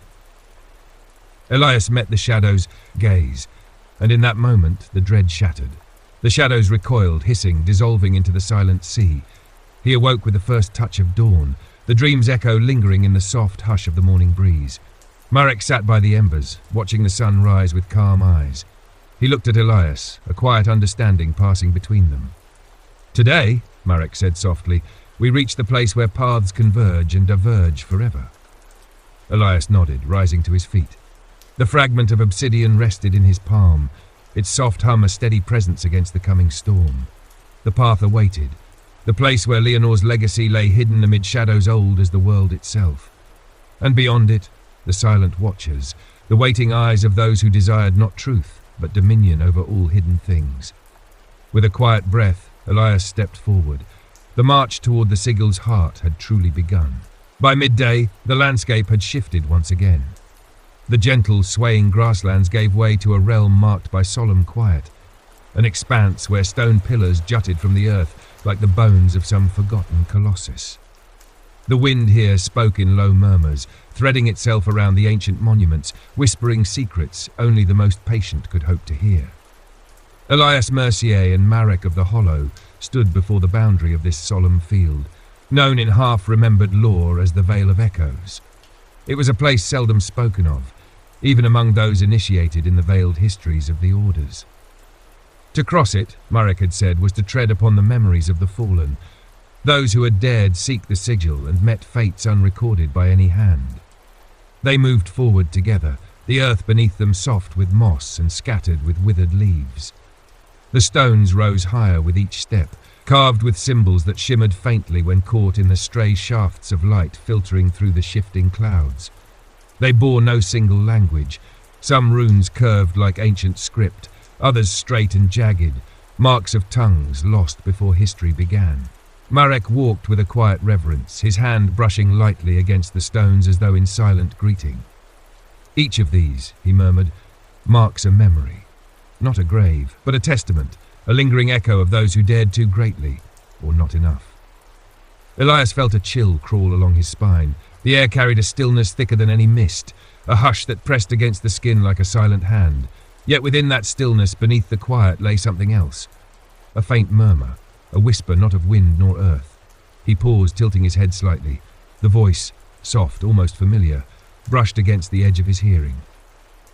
His name, Elias. He turned swiftly, scanning the stones. No figure stirred, no shadow broke the horizon's quiet line. Yet the voice came again, softer still, carrying with it a strange ache of memory. Elias, remember. Marek's hand rested lightly upon his shoulder, steadying. Do not fear the voices, he said gently. They do not lie, nor do they deceive. They are memories, seeking an anchor. Elias met Marek's calm gaze. Memories of whom? Marek's eyes softened. Of those who once stood where you stand now, echoes of seekers and of yourself. Elias drew a slow breath, allowing the whisper to settle around him. The voice, his voice, echoed with something deeper than mere sound. It carried within it a fragment of longing, a reflection of the doubts and hopes he barely dared admit even to himself. They pressed on, weaving their way between the silent sentinels of stone. As they walked, the whispering grew, not louder, but more distinct. Snatches of words, fragments of forgotten moments, a chorus of unseen souls weaving their silent song into the air around them. Do not forget. The burden is choice. Truth awaits beyond fear. At the center of the vale, they came upon a clearing where the stones arched together, forming a ring broken only by a narrow passage to the north. Within this circle stood a single figure, neither statue nor shadow, but a man, robed in dark grey, his face hidden beneath a cowl drawn low. Elias felt his heart still. The figure stood motionless as though waiting for a summons long delayed. Marek bowed his head slightly, the keeper of the veil. The figure spoke, his voice low, resonant, yet carrying a warmth Elias did not expect. You have come far, Elias Mercier. Elias inclined his head. I have. You seek the sigil, yet have you sought yourself? Elias met the hidden gaze steadily. I have, and I continue to. A soft chuckle, neither mocking nor amused, stirred the air. Then you may enter. But know this, the path beyond is not guarded by blade nor by spell. It is guarded by the echo of your own heart. Elias felt the words settle deep within him, their truth unmistakable. Marek spoke softly beside him. You must pass alone. Elias looked at Marek, then nodded, accepting what he had known from the first moment the journey began. He stepped forward, crossing into the ring of stones. As his foot touched the soft earth within, the world shifted once more. The sky darkened, not with storm but with a twilight that seemed born of memory rather than of night. The stones pulsed faintly, each beat resonating with the thrum of Elias's heart. Before him a path unwound, straight and narrow, bordered by the shadows of memories he could not yet name. He walked forward, each step a soft echo upon the ground. Figures began to take form beside the path, transparent, shimmering like reflections upon water. Faces he knew, and faces he did not. His father, stern yet kind, watching with a quiet pride. His mother, her soft smile lingering upon the air. Seraphine, eyes glistening with hope and unspoken fear. And then others. Figures lost to time, yet familiar in some unspoken way. Leonore of Eltz among them, her gaze calm, unwavering. They said nothing, offered no hand nor warning. They merely watched. Elias walked on, feeling the weight of their silent presence. It was neither judgment nor expectation, but a bearing witness. With each step, the path grew brighter, the shadows softening, until the veil itself seemed to thin. At the path's end stood a single gate, woven not of iron or stone, but of light and shadow, interlaced like the threads of a dream. Beyond it, Elias could see. Nothing and everything. A vastness alive with possibility, a stillness deeper than any silence he had known. He reached for the gate. As his hand touched its woven strands, a voice whispered, not outside but within him. The truth you seek is not beyond this gate, but within you. Elias closed his eyes, letting the words wash over him. And as he opened them again, the gate dissolved, not vanishing but merging with him, becoming part of the quiet certainty that settled deep within his heart. The path behind him fell silent, the watchers fading like mist in the morning sun. He turned, stepping back toward the waiting figure of Marek and the Keeper of the Veil. Marek met him with a nod, his eyes reflecting a quiet pride. The Keeper spoke once more, his voice soft. "You have passed not by strength, but by remembrance." Elias bowed his head. "I am ready." The Keeper inclined his own. "Then the sigil will find you, when the world is ready to awaken." They left the veil behind, stepping once more into the silent land where shadows whispered and the air carried the scent of old secrets. Elias felt lighter, yet more grounded than ever before. The journey had turned, a quiet threshold crossed not by force, but by the silent resolve of a heart willing to see. And somewhere ahead, waiting beyond the veils of shadow and forgotten lore, the sigil stirred, and the world waited, poised upon the edge of its long slumbering dream. They moved northward at dawn, the sky cast in muted amber as the first rays unfurled across the low-lying hills. The air held a peculiar stillness, as if the land itself awaited the next unfolding of a quiet, inevitable destiny. Elias Mercier walked beside Marek of the Hollow with the Veil of Echoes at their backs, its silent guardians fading into the soft mists of memory. The ground beneath their feet grew firmer, the marsh giving way to stretches of stony paths veined with moss and the faint markings of age-old travel. The horizon revealed jagged silhouettes, ruins perched upon distant ridges, watchful and unmoved by the slow creep of centuries. Elias spoke little, the reverence of his passage through the Vaal still holding him in a quiet, contemplative state. Yet Marek remained close, his presence a steadying current, as though the land itself moved in harmony with his measured steps. By midday they reached a rise where the wind gathered strength, sweeping across the land with a soft moan that sang faintly against the stone outcroppings. Here Marek paused, his staff planted gently into the earth. "This is the threshold," he said softly. "Beyond lies the sanctum of threads, the place where the sigil first touched the world." Elias followed his gaze. In the distance, barely discernible against the sky, stood a single spire of stone, slender and stark against the undulating hills. It rose from the heart of a shallow basin, surrounded by a ring of monolithic stones leaning inward as though in solemn council. He felt a subtle tightening in his chest, a pull, soft but undeniable, like the silent draw of a distant memory reaching out to find him. Marek's voice dropped to a near whisper. "It is said the sanctum lies within the interstice of this world and the next, not wholly here nor entirely elsewhere. Only those who have faced their heart's echo may walk its grounds unbroken." Elias nodded. "And what will I find there?" Marek's gaze softened, touched with something like sorrow. Not what, but whom? Elias met his eyes, a flicker of question passing silently between them, but Marek did not explain further. Instead, he turned and began the descent toward the basin, his movements slow, deliberate. Elias followed, each step deepening the hush that settled over the land. As they approached the outer ring of stones, Elias felt a subtle shift. The air grew denser, charged with a quiet hum that resonated faintly in his bones. The world's sounds faded, the wind, the distant rustle of leaves, even the soft tread of their own footsteps, all fell into a profound stillness. They crossed the ring's boundary in silence.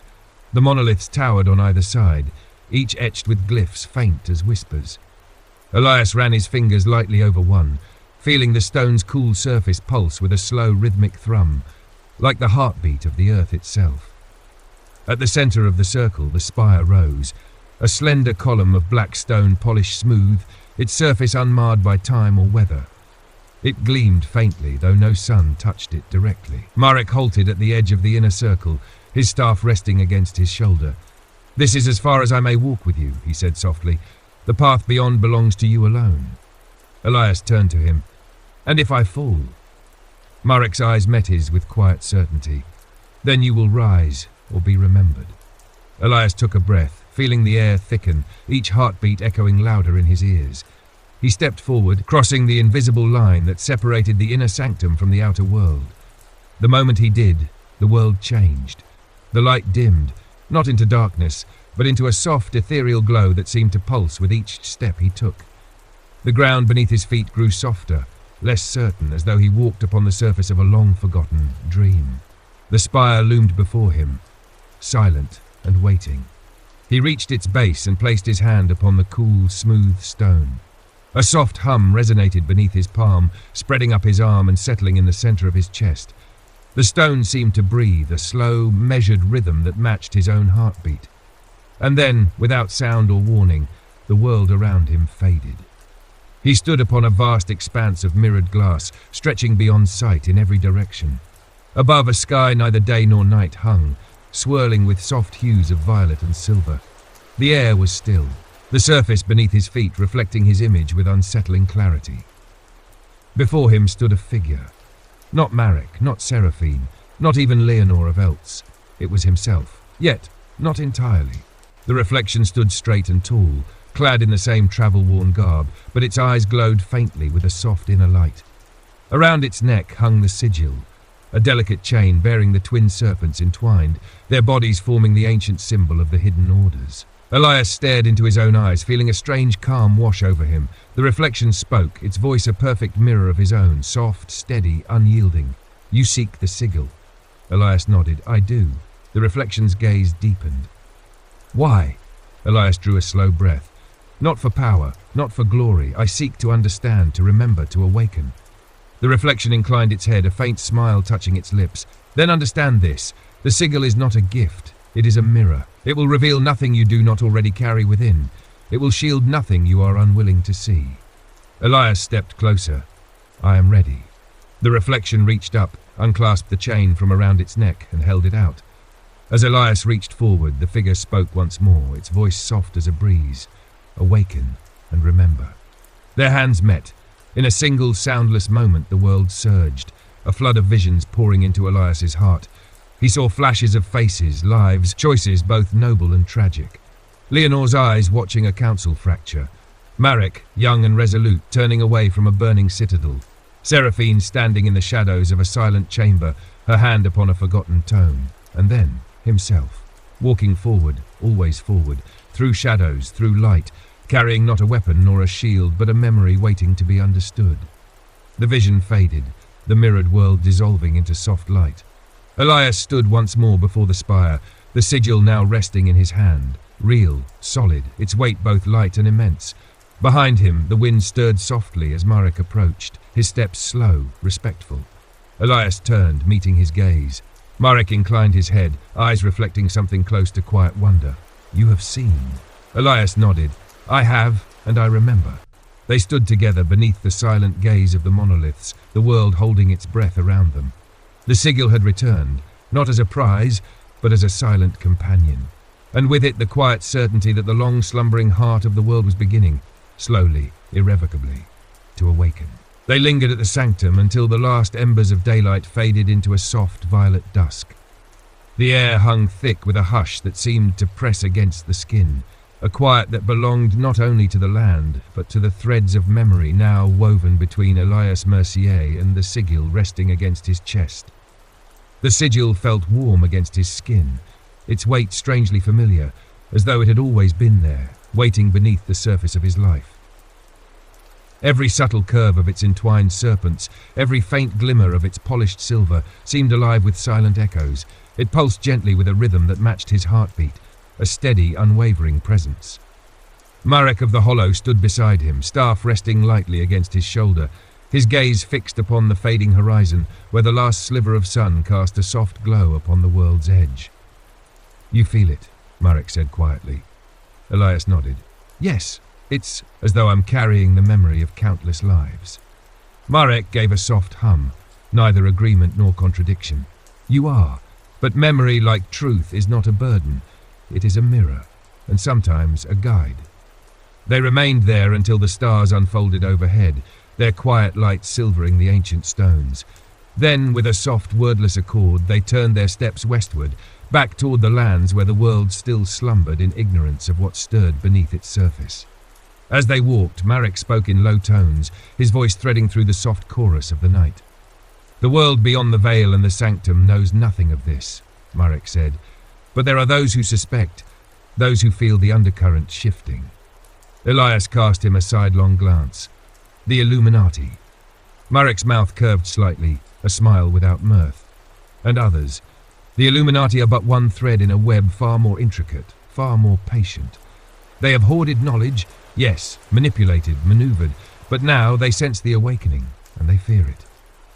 Elias felt the sigil press lightly against his chest, as though acknowledging the weight of those words. Marek continued, "They will not stand idly by. They will seek you, Elias, not to destroy you, not at first. They will seek to bind you to their design." Elias met his gaze steadily. "And if I refuse?" Marek's eyes softened with quiet resolve. "Then they will do what they have always done, turn understanding into control, memory into a weapon, and truth into a tool of dominion." The night deepened, the stars wheeling slowly overhead. They crossed a narrow brook, its waters running clear and soft over polished stones, and paused upon its far bank. Elias crouched beside the water, cupping a handful in his palm.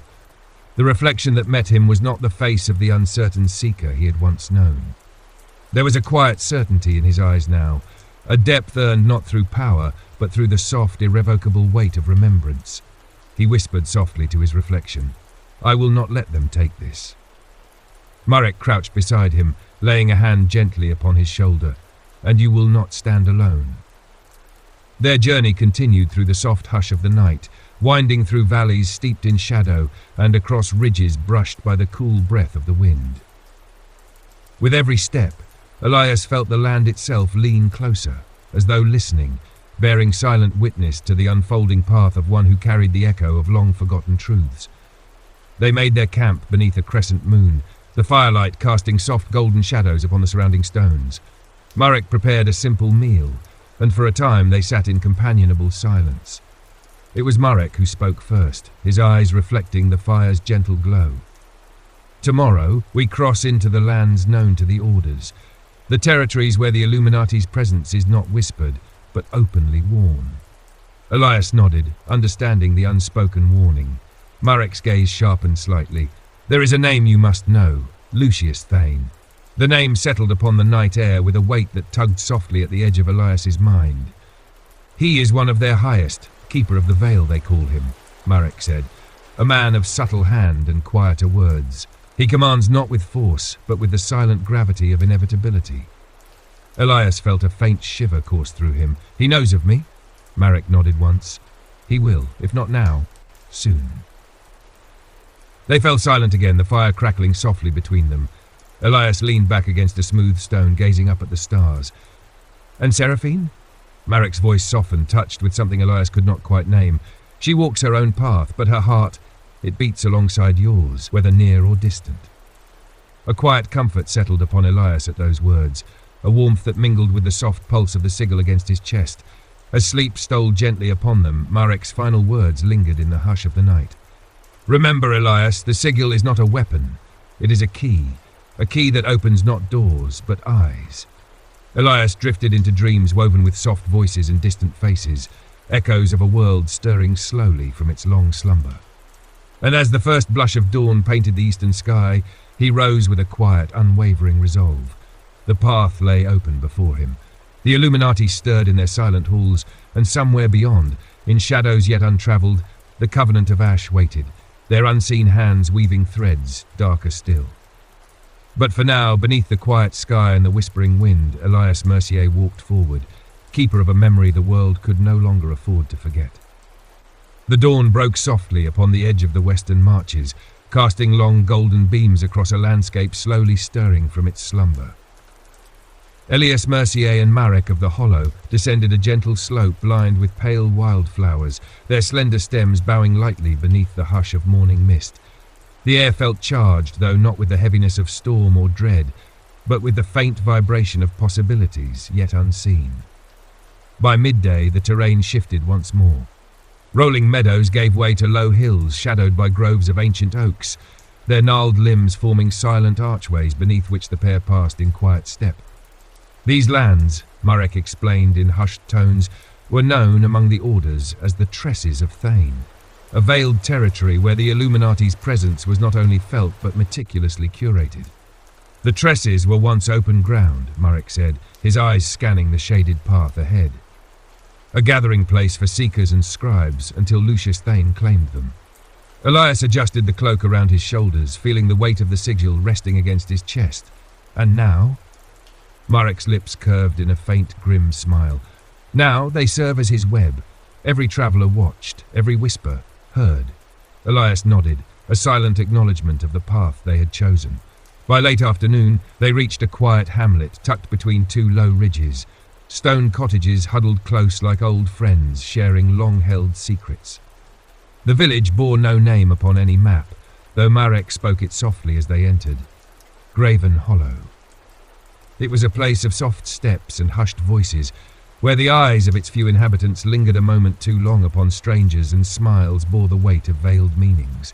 Elias felt the gaze of unseen watchers long before they reached the modest inn nestled at the heart of the square. The innkeeper, a stout man with quiet eyes, greeted Marek with a nod that spoke of old acquaintance. They spoke briefly in tones Elias could not wholly hear before the man turned his gaze upon him. "Safe walls for a night," the innkeeper said, his voice low but steady. "But know this, the eyes of Thane are long. Rest if you must, but leave with the dawn." Elias met his gaze squarely. "We will." Their chamber was small but clean, the wooden beams low and dark with age. Marek set his staff gently beside the hearth, casting a glance toward the shuttered window. "They watch even here," Marek murmured. Elias loosened his cloak and seated himself by the hearth. "Then let them watch. They will see only what we choose to show." Marek's eyes met his, a flicker of quiet pride passing between them, spoken like one who begins to understand the game. Night fell gently upon Graven Hollow.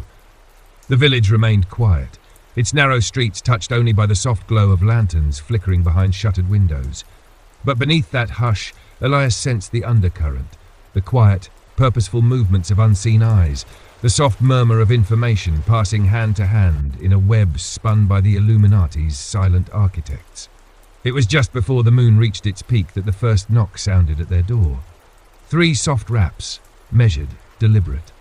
Elias and Marek exchanged a glance before Marek moved to the door, opening it with calm purpose. A figure stood beyond, a woman clad in a dark travel cloak, her hood drawn low. She stepped inside without hesitation, glancing briefly at Elias before turning to Marek. "I bring word from the Eastern Circle," she said softly. Marek inclined his head. "Speak." The woman drew back her hood, revealing sharp features framed by dark, curling hair.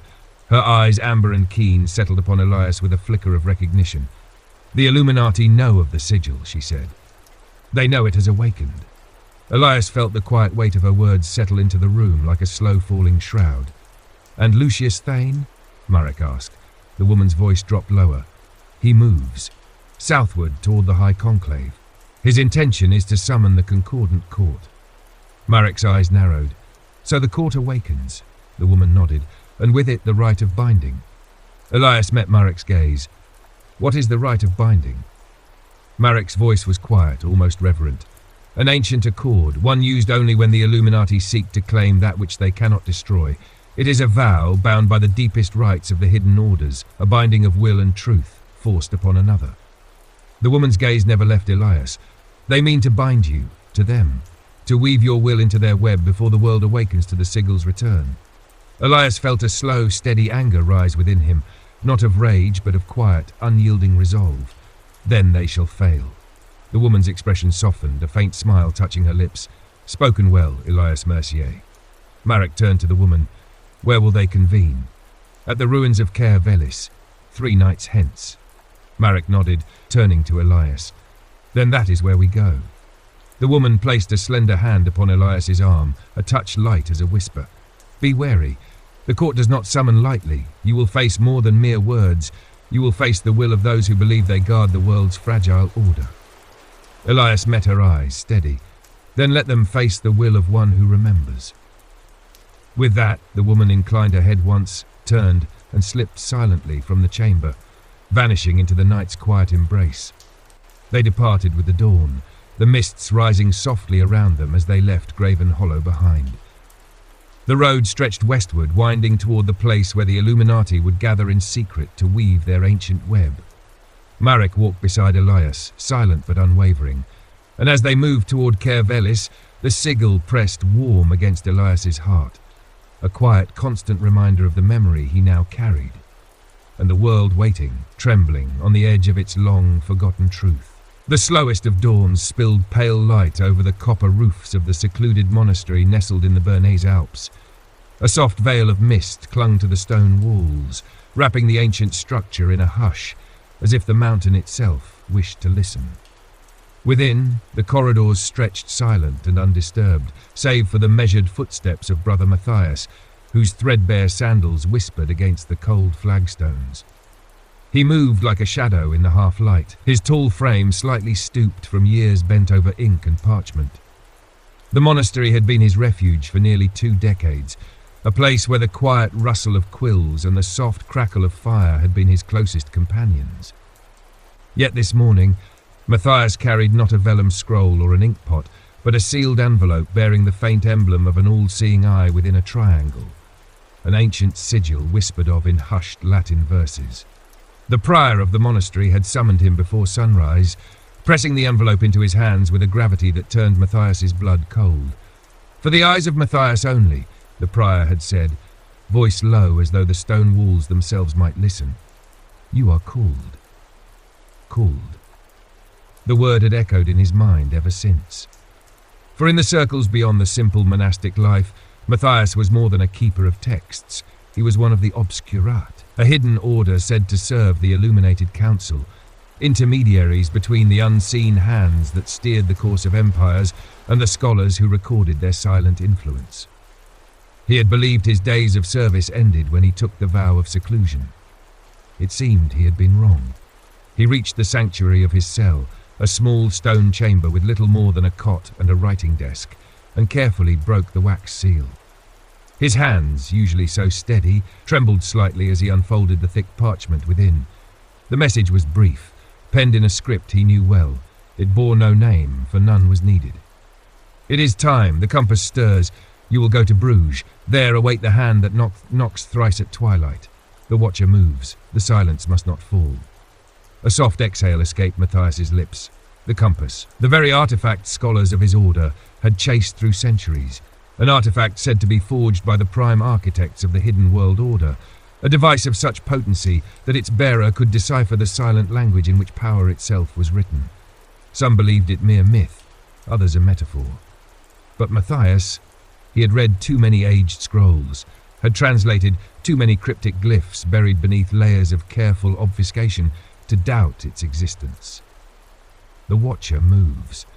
The words gnawed at his mind with quiet insistence.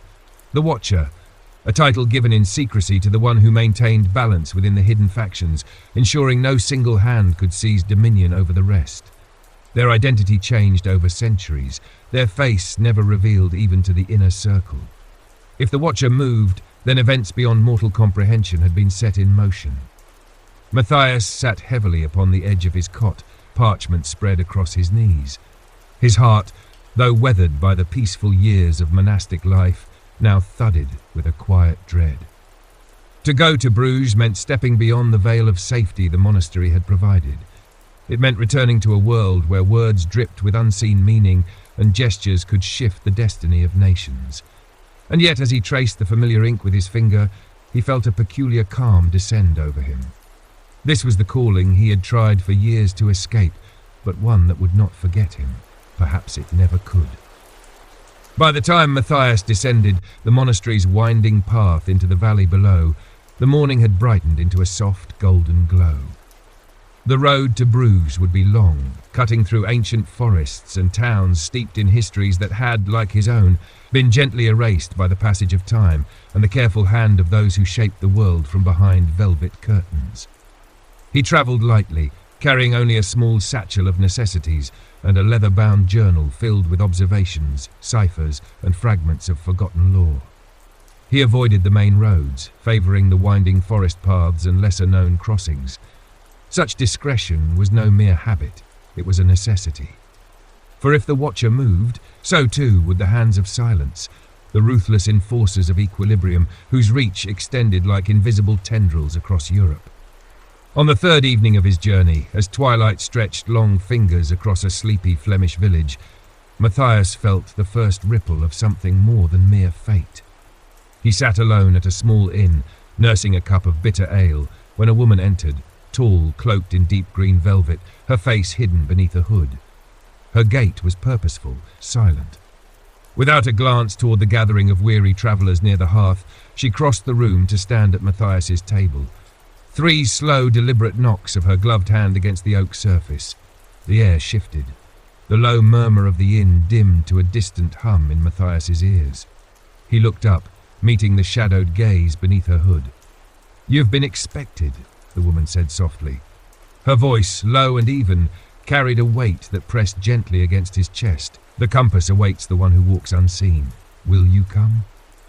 Matthias rose without a word, following her out into the night where the mists hung thick and the cobbled streets glistened faintly beneath lantern light.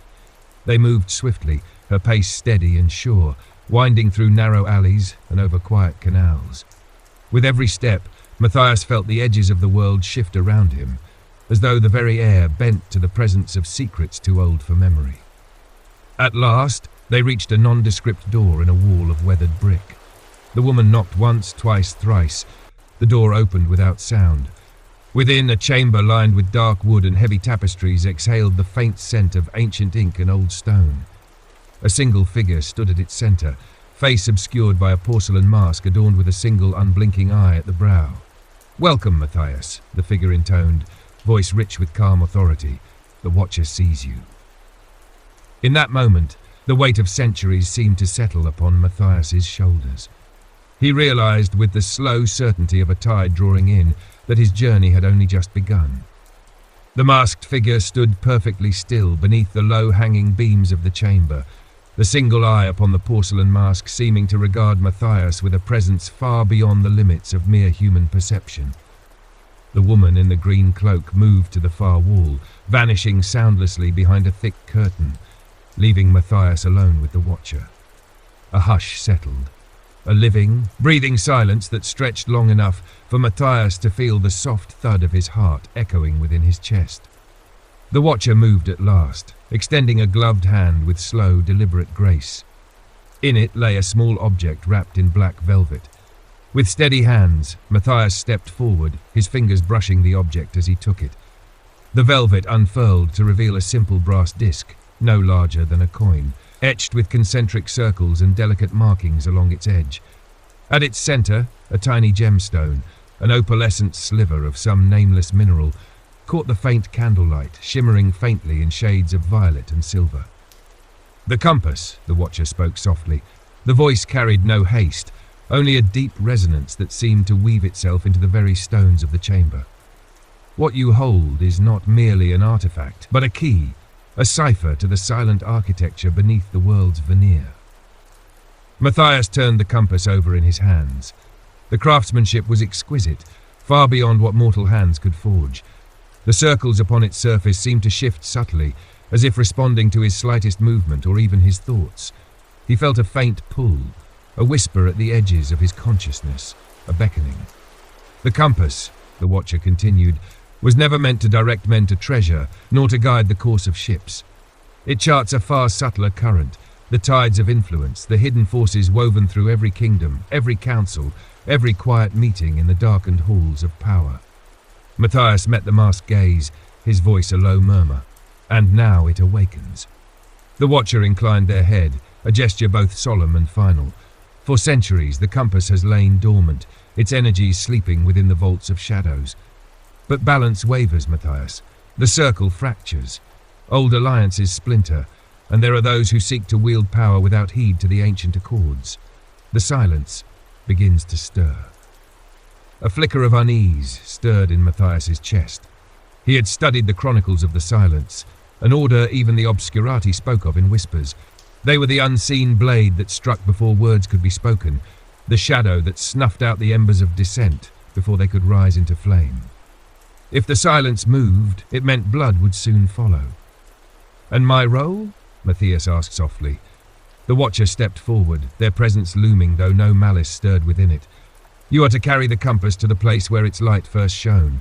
You will travel beyond Bruges, beyond the reach of the familiar, eastward, to the heart of the old empire, to Constantinople. A soft chill coursed through Matthias's veins. Constantinople, the city where East met West, where ancient empires had risen and fallen under the gaze of powers both mortal and unseen. The crossroads of secret histories.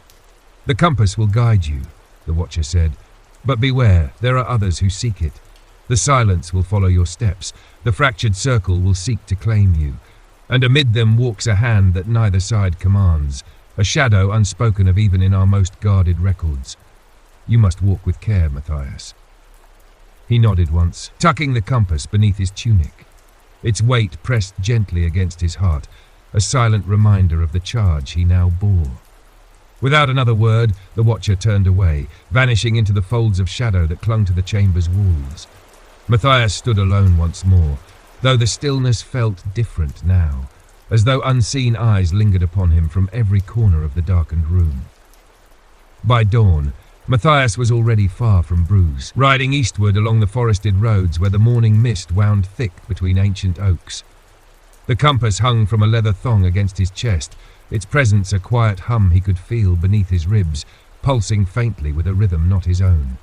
With every mile, Matthias became keenly aware of a subtle shift in the air around him.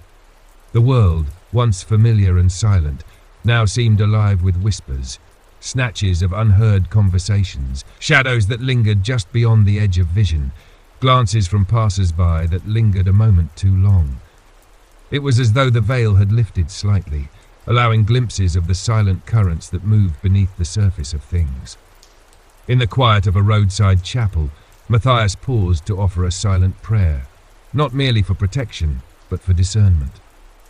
The journey ahead would demand more than stealth and knowledge. It would demand that he learn to see the world not as it appeared, but as it truly was. That evening, as he reached a modest inn at the border of the Holy Roman Empire, Matthias took a solitary table in the far corner of the common room. The compass rested hidden against his chest, yet its subtle pull seemed to guide his eyes toward the figures gathered within the inn. A merchant with hands too soft for trade, a traveller whose ring bore the mark of a forgotten guild, a quiet woman in a dark cloak who never once touched her cup. They were everywhere, the watchers, the seekers, the silent hunters. Not merely shadows of legend, but flesh and blood moving unnoticed among the weary and the unknowing. And amid them all, Matthias realized stood himself. No longer merely a scholar or a monk, no longer a man apart from the world's hidden turns. He had stepped fully into the undercurrent, a traveller upon paths traced by hands unseen. As the night deepened and the murmurs of the inn quieted, Matthias felt a faint breath of cool air stir at his back. He turned slowly, his heart steady. A hand, gloved in fine black leather, rested gently upon the edge of his table. "I believe," a low voice murmured from the shadows, "you have something I seek." The journey, it seemed, would offer no quiet beginning, only the silent embrace of a world long hidden, now stirring in the hush before the storm. The gloved hand remained poised upon the edge of the rough oak table, its fingers resting with a casual confidence that belied the sharpened tension coiling in the air. Matthias lifted his gaze slowly, meeting the eyes of the figure who had spoken, a man of indeterminate age, his face framed by dark, curling hair that brushed the collar of a finely tailored coat. His eyes were of a startling grey, pale as river stones beneath winter frost, and they studied Matthias with an unsettling stillness. For a moment, the tavern's low murmurs seemed to recede, the glow of the hearth dimming as though a veil had drawn between them and the world beyond. The man gave a faint, almost courteous nod. "You carry the compass," he said, his voice low, steady, and edged with an accent Matthias could not place. "I have been sent to claim it." Matthias did not move. His hand remained folded over the leather-bound journal before him, though his heart stirred with a quiet, measured vigilance. "By whom?" The stranger's lips curved into the ghost of a smile. "Does it matter? The ones who sent me own the silence in these lands and beyond. You are far from safe hands, brother Matthias." The mention of his title, a name known only within the veiled corridors of the obscurati, sent a ripple of cold through his spine. Yet Matthias kept his voice level. "And yet you approach openly. Either you are bold or foolish."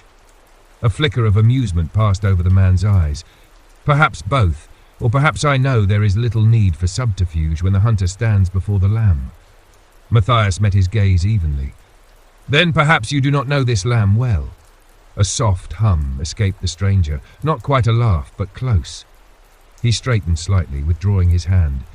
"Clever tongue. I do appreciate a man who understands the weight of words. It is no small thing, Matthias, carrying the burden of the compass. Few live long enough to regret it." The words fell like soft pebbles upon still water, gentle yet sending ripples deep beneath the surface. Matthias set his journal aside and rose slowly, feeling the subtle press of the compass against his chest. "And yet," he replied calmly, "here I stand." For a heartbeat, the man's expression did not change. Then, with a slow incline of his head, he stepped back from the table. "So you do, and so we shall see if you remain standing by dawn." Without another word, the stranger turned, vanishing into the muted throng of the inn's patrons, with a grace that left barely a shadow upon the wooden floor. Matthias watched until the dark folds of the man's coat disappeared beyond the tavern door. A soft exhale escaped his lips, not of relief, but of readiness. The innkeeper, a round-shouldered man with eyes that flickered with wary curiosity, approached as Matthias gathered his belongings. "Leaving so soon, traveller?" the man asked softly, his gaze darting toward the door where the stranger had vanished. Matthias offered a small, courteous nod. "The road does not wait for those who linger." The innkeeper hesitated, then gave a slow, knowing bow of his head. "Best you walk where eyes do not follow, friend. Not all shadows are content to remain in the dark." With that cryptic blessing, Matthias stepped out into the night air. The village lay hushed beneath a waning crescent moon, its narrow streets glistening faintly with dew. Matthias kept to the alleys, moving with the silent precision honed in his years of quiet study, a scholar's grace, sharpened by the necessity of unseen paths. The compass, hidden beneath his tunic, throbbed faintly with a subtle warmth against his skin, as though aware of the watchful eyes now tracing his every step. He travelled eastward, beyond the last circle of lantern light, into the wild reaches where the road narrowed and the forest pressed close. The silence here was different, not the silence of peace, but of a world holding its breath, the hush before a blade's fall. And then he heard it, a soft footfall behind him, muffled against the damp earth. He did not quicken his pace. Another step, a whisper of movement, a subtle displacement of air. Matthias moved. With a swift, practiced motion, he pivoted, catching the glint of steel as a figure lunged from the shadows. The blade sliced through empty air, missing his throat by mere inches. He struck back, using the heavy leather satchel as a shield, the impact jolting through his arm as it met the attacker's forearm. The assailant, a lithe form cloaked in dark cloth, recovered with inhuman agility, spinning low, blade flashing again in the moonlight. Matthias ducked aside, feeling the cold kiss of steel graze his sleeve. He reached for the only weapon he truly possessed, knowledge. As the attacker lunged once more, Matthias drew the compass from beneath his tunic, holding it aloft in the faint moonlight. The effect was instant. The attacker froze, blade poised mid-air, eyes narrowing beneath a dark hood. A sharp breath hissed between their teeth. "You bear it." The voice whispered. A woman's voice, sharp as glass, tinged with something that might have been awe or fear. Matthias kept the compass steady between them. Yes. For a long moment they stood, two figures caught in the silent tension of a world unseen. Then, slowly, the attacker withdrew her blade, lowering it to her side. "You are not what I was told," she said quietly, her voice almost reluctant. "They said you were a courier, a lamb sent to slaughter. Yet you bear it, and it answers." Matthias met her gaze beneath the shadow of her hood. "And who is it that sent you?" She hesitated, then gave a slow, bitter smile. "The fractured circle," she whispered. "But I no longer serve men who know nothing of what they seek." With a soft rustle of cloth, she sheathed her blade. "I am Anselma," she said, offering no further explanation. "And if you wish to survive the road to Constantinople, you will need more than the compass and clever words. You will need eyes that see beyond the veil." Matthias regarded her for a moment, the weight of the night pressing close around them. "Then walk with me," he said at last, his voice low. A slow nod answered him, and together, beneath the silent watch of unseen eyes, they stepped into the deeper dark, toward a destiny neither dared name aloud. The dawn unfolded over the edge of the world in soft gradients of silver and rose as Matthias and Anselma pressed eastward, their footsteps muffled by the dew-laden grass beneath them. The land around them lay in a hush, as though the earth itself whispered beneath the veil of morning mist. The air bore a faint chill, laced with the scent of damp leaves and the musk of ancient woods, and yet neither spoke a word as they moved together through the thinning forest. Anselma kept her stride measured beside him, her dark cloak pulled close about her frame, the faint gleam of steel visible at her hip. Though slender, she moved with a lethal grace, each step silent, every glance precise. Matthias studied her from the corner of his eye, noting the way her gaze flickered over every shadow, each subtle movement in the undergrowth. When at last they reached a narrow crest overlooking the soft sprawl of the lowlands below, Anselma came to a quiet halt. She turned her eyes toward Matthias, pale in the slanted morning light. "You walk into a storm that has no name," she said softly, "and yet you do not ask why I turned from them. You do not ask why I chose to follow you." Matthias met her gaze, the weight of the compass pressing faintly against his chest beneath the folds of his tunic. "Because I already know," he replied. "The fractured circle does not hunt for knowledge. They hunt for control. And you are not a hunter of shadows, Anselma. You are a seeker of truths." A faint, almost imperceptible flicker stirred in her eyes, a glimmer of something softer than the sharp lines of her guarded demeanor. "I was," she said at last, her voice a low murmur, "until I learned the cost of chasing what cannot be chained." Her hand moved, lifting from beneath her cloak to reveal a slender silver medallion, a symbol etched upon its surface, two interlocking circles, one whole, the other fractured, lines severed by a precise, clean break. "This was the mark of my allegiance," she said. "The circles promise, a unity of seekers, bound by the pursuit of understanding beyond the veil. But they betrayed that oath. They seek now only the compass, believing it will grant them dominion over the unseen currents, over the Watcher, over all." She let the medallion fall back against her chest with a faint, metallic whisper. "They forgot the lesson written in every hidden chamber, in every whispered name of the past," she continued. "That power sought for its own sake consumes all who reach for it." Matthias listened in silence, the soft wind stirring strands of Anselma's dark hair across her cheek. "I left," she said quietly. "I left before I became the blade they would have me be. And now, I walk a path uncertain." "You walk with me," Matthias said gently. Anselma met his gaze, a long, slow moment passing between them in the hush of dawn. "Yes," she said softly. "For now, I do." By midday, the lowlands gave way to the old merchant roads, a winding path traced with the faint impressions of forgotten caravans and traders who once moved beneath banners no longer flown. The road stretched east, threading through the heartlands of the Holy Roman Empire toward the borders of the old Byzantine Reach. Constantinople lay many weeks ahead, beyond forests and rivers, beyond the silent cities where the echoes of ancient power lingered like the scent of rain upon stone. As they walked, Anselma began to speak, not of herself but of the world Matthias had stepped into.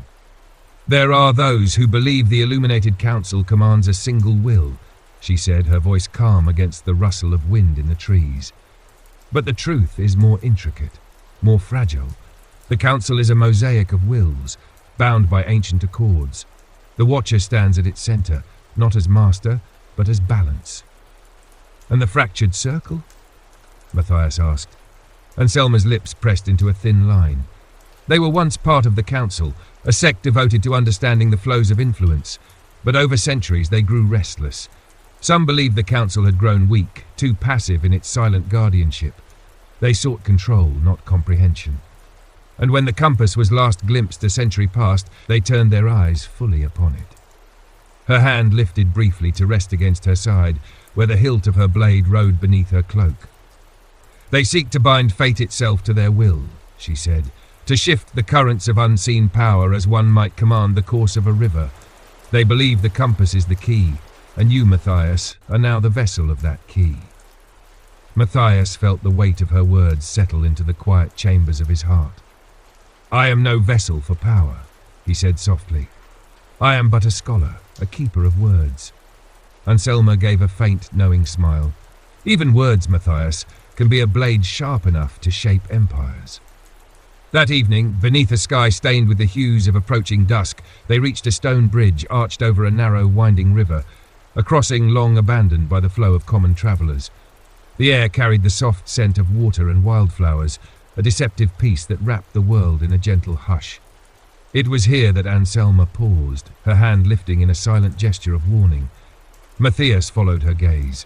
On the far side of the bridge stood a figure cloaked in grey, a tall, motionless presence whose face was hidden beneath a deep hood.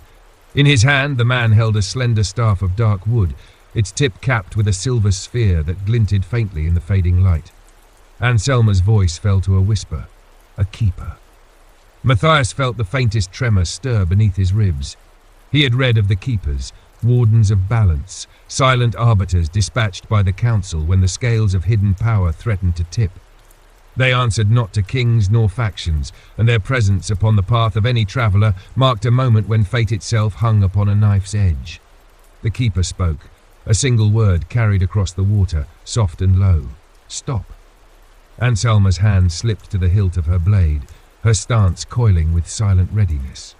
Matthias stepped forward slowly, his heart steady. "We seek passage," he said. The keeper's head tilted slightly. "You carry that which was meant to remain hidden. I carry it to restore the balance," Matthias replied, "not to claim it." A long silence followed, the soft murmur of the river the only sound in the deepening dusk. Then, with a slow, deliberate motion, the keeper lifted his staff, pointing it toward Matthias. "You walk a path from which no return is granted," the keeper said. "Past this bridge lies the veil beyond which all bonds unravel and all truths reveal themselves. The compass will strip you of the comfort of unknowing. Are you prepared to stand where none may stand beside you?" Matthias felt Anselma's gaze upon him, steady and silent. He placed a hand over the compass beneath his tunic, its faint pulse answering in return. "I will stand," Matthias said softly, "whatever the cost." The keeper inclined his head, a gesture slow and almost reverent. "Then cross," he said.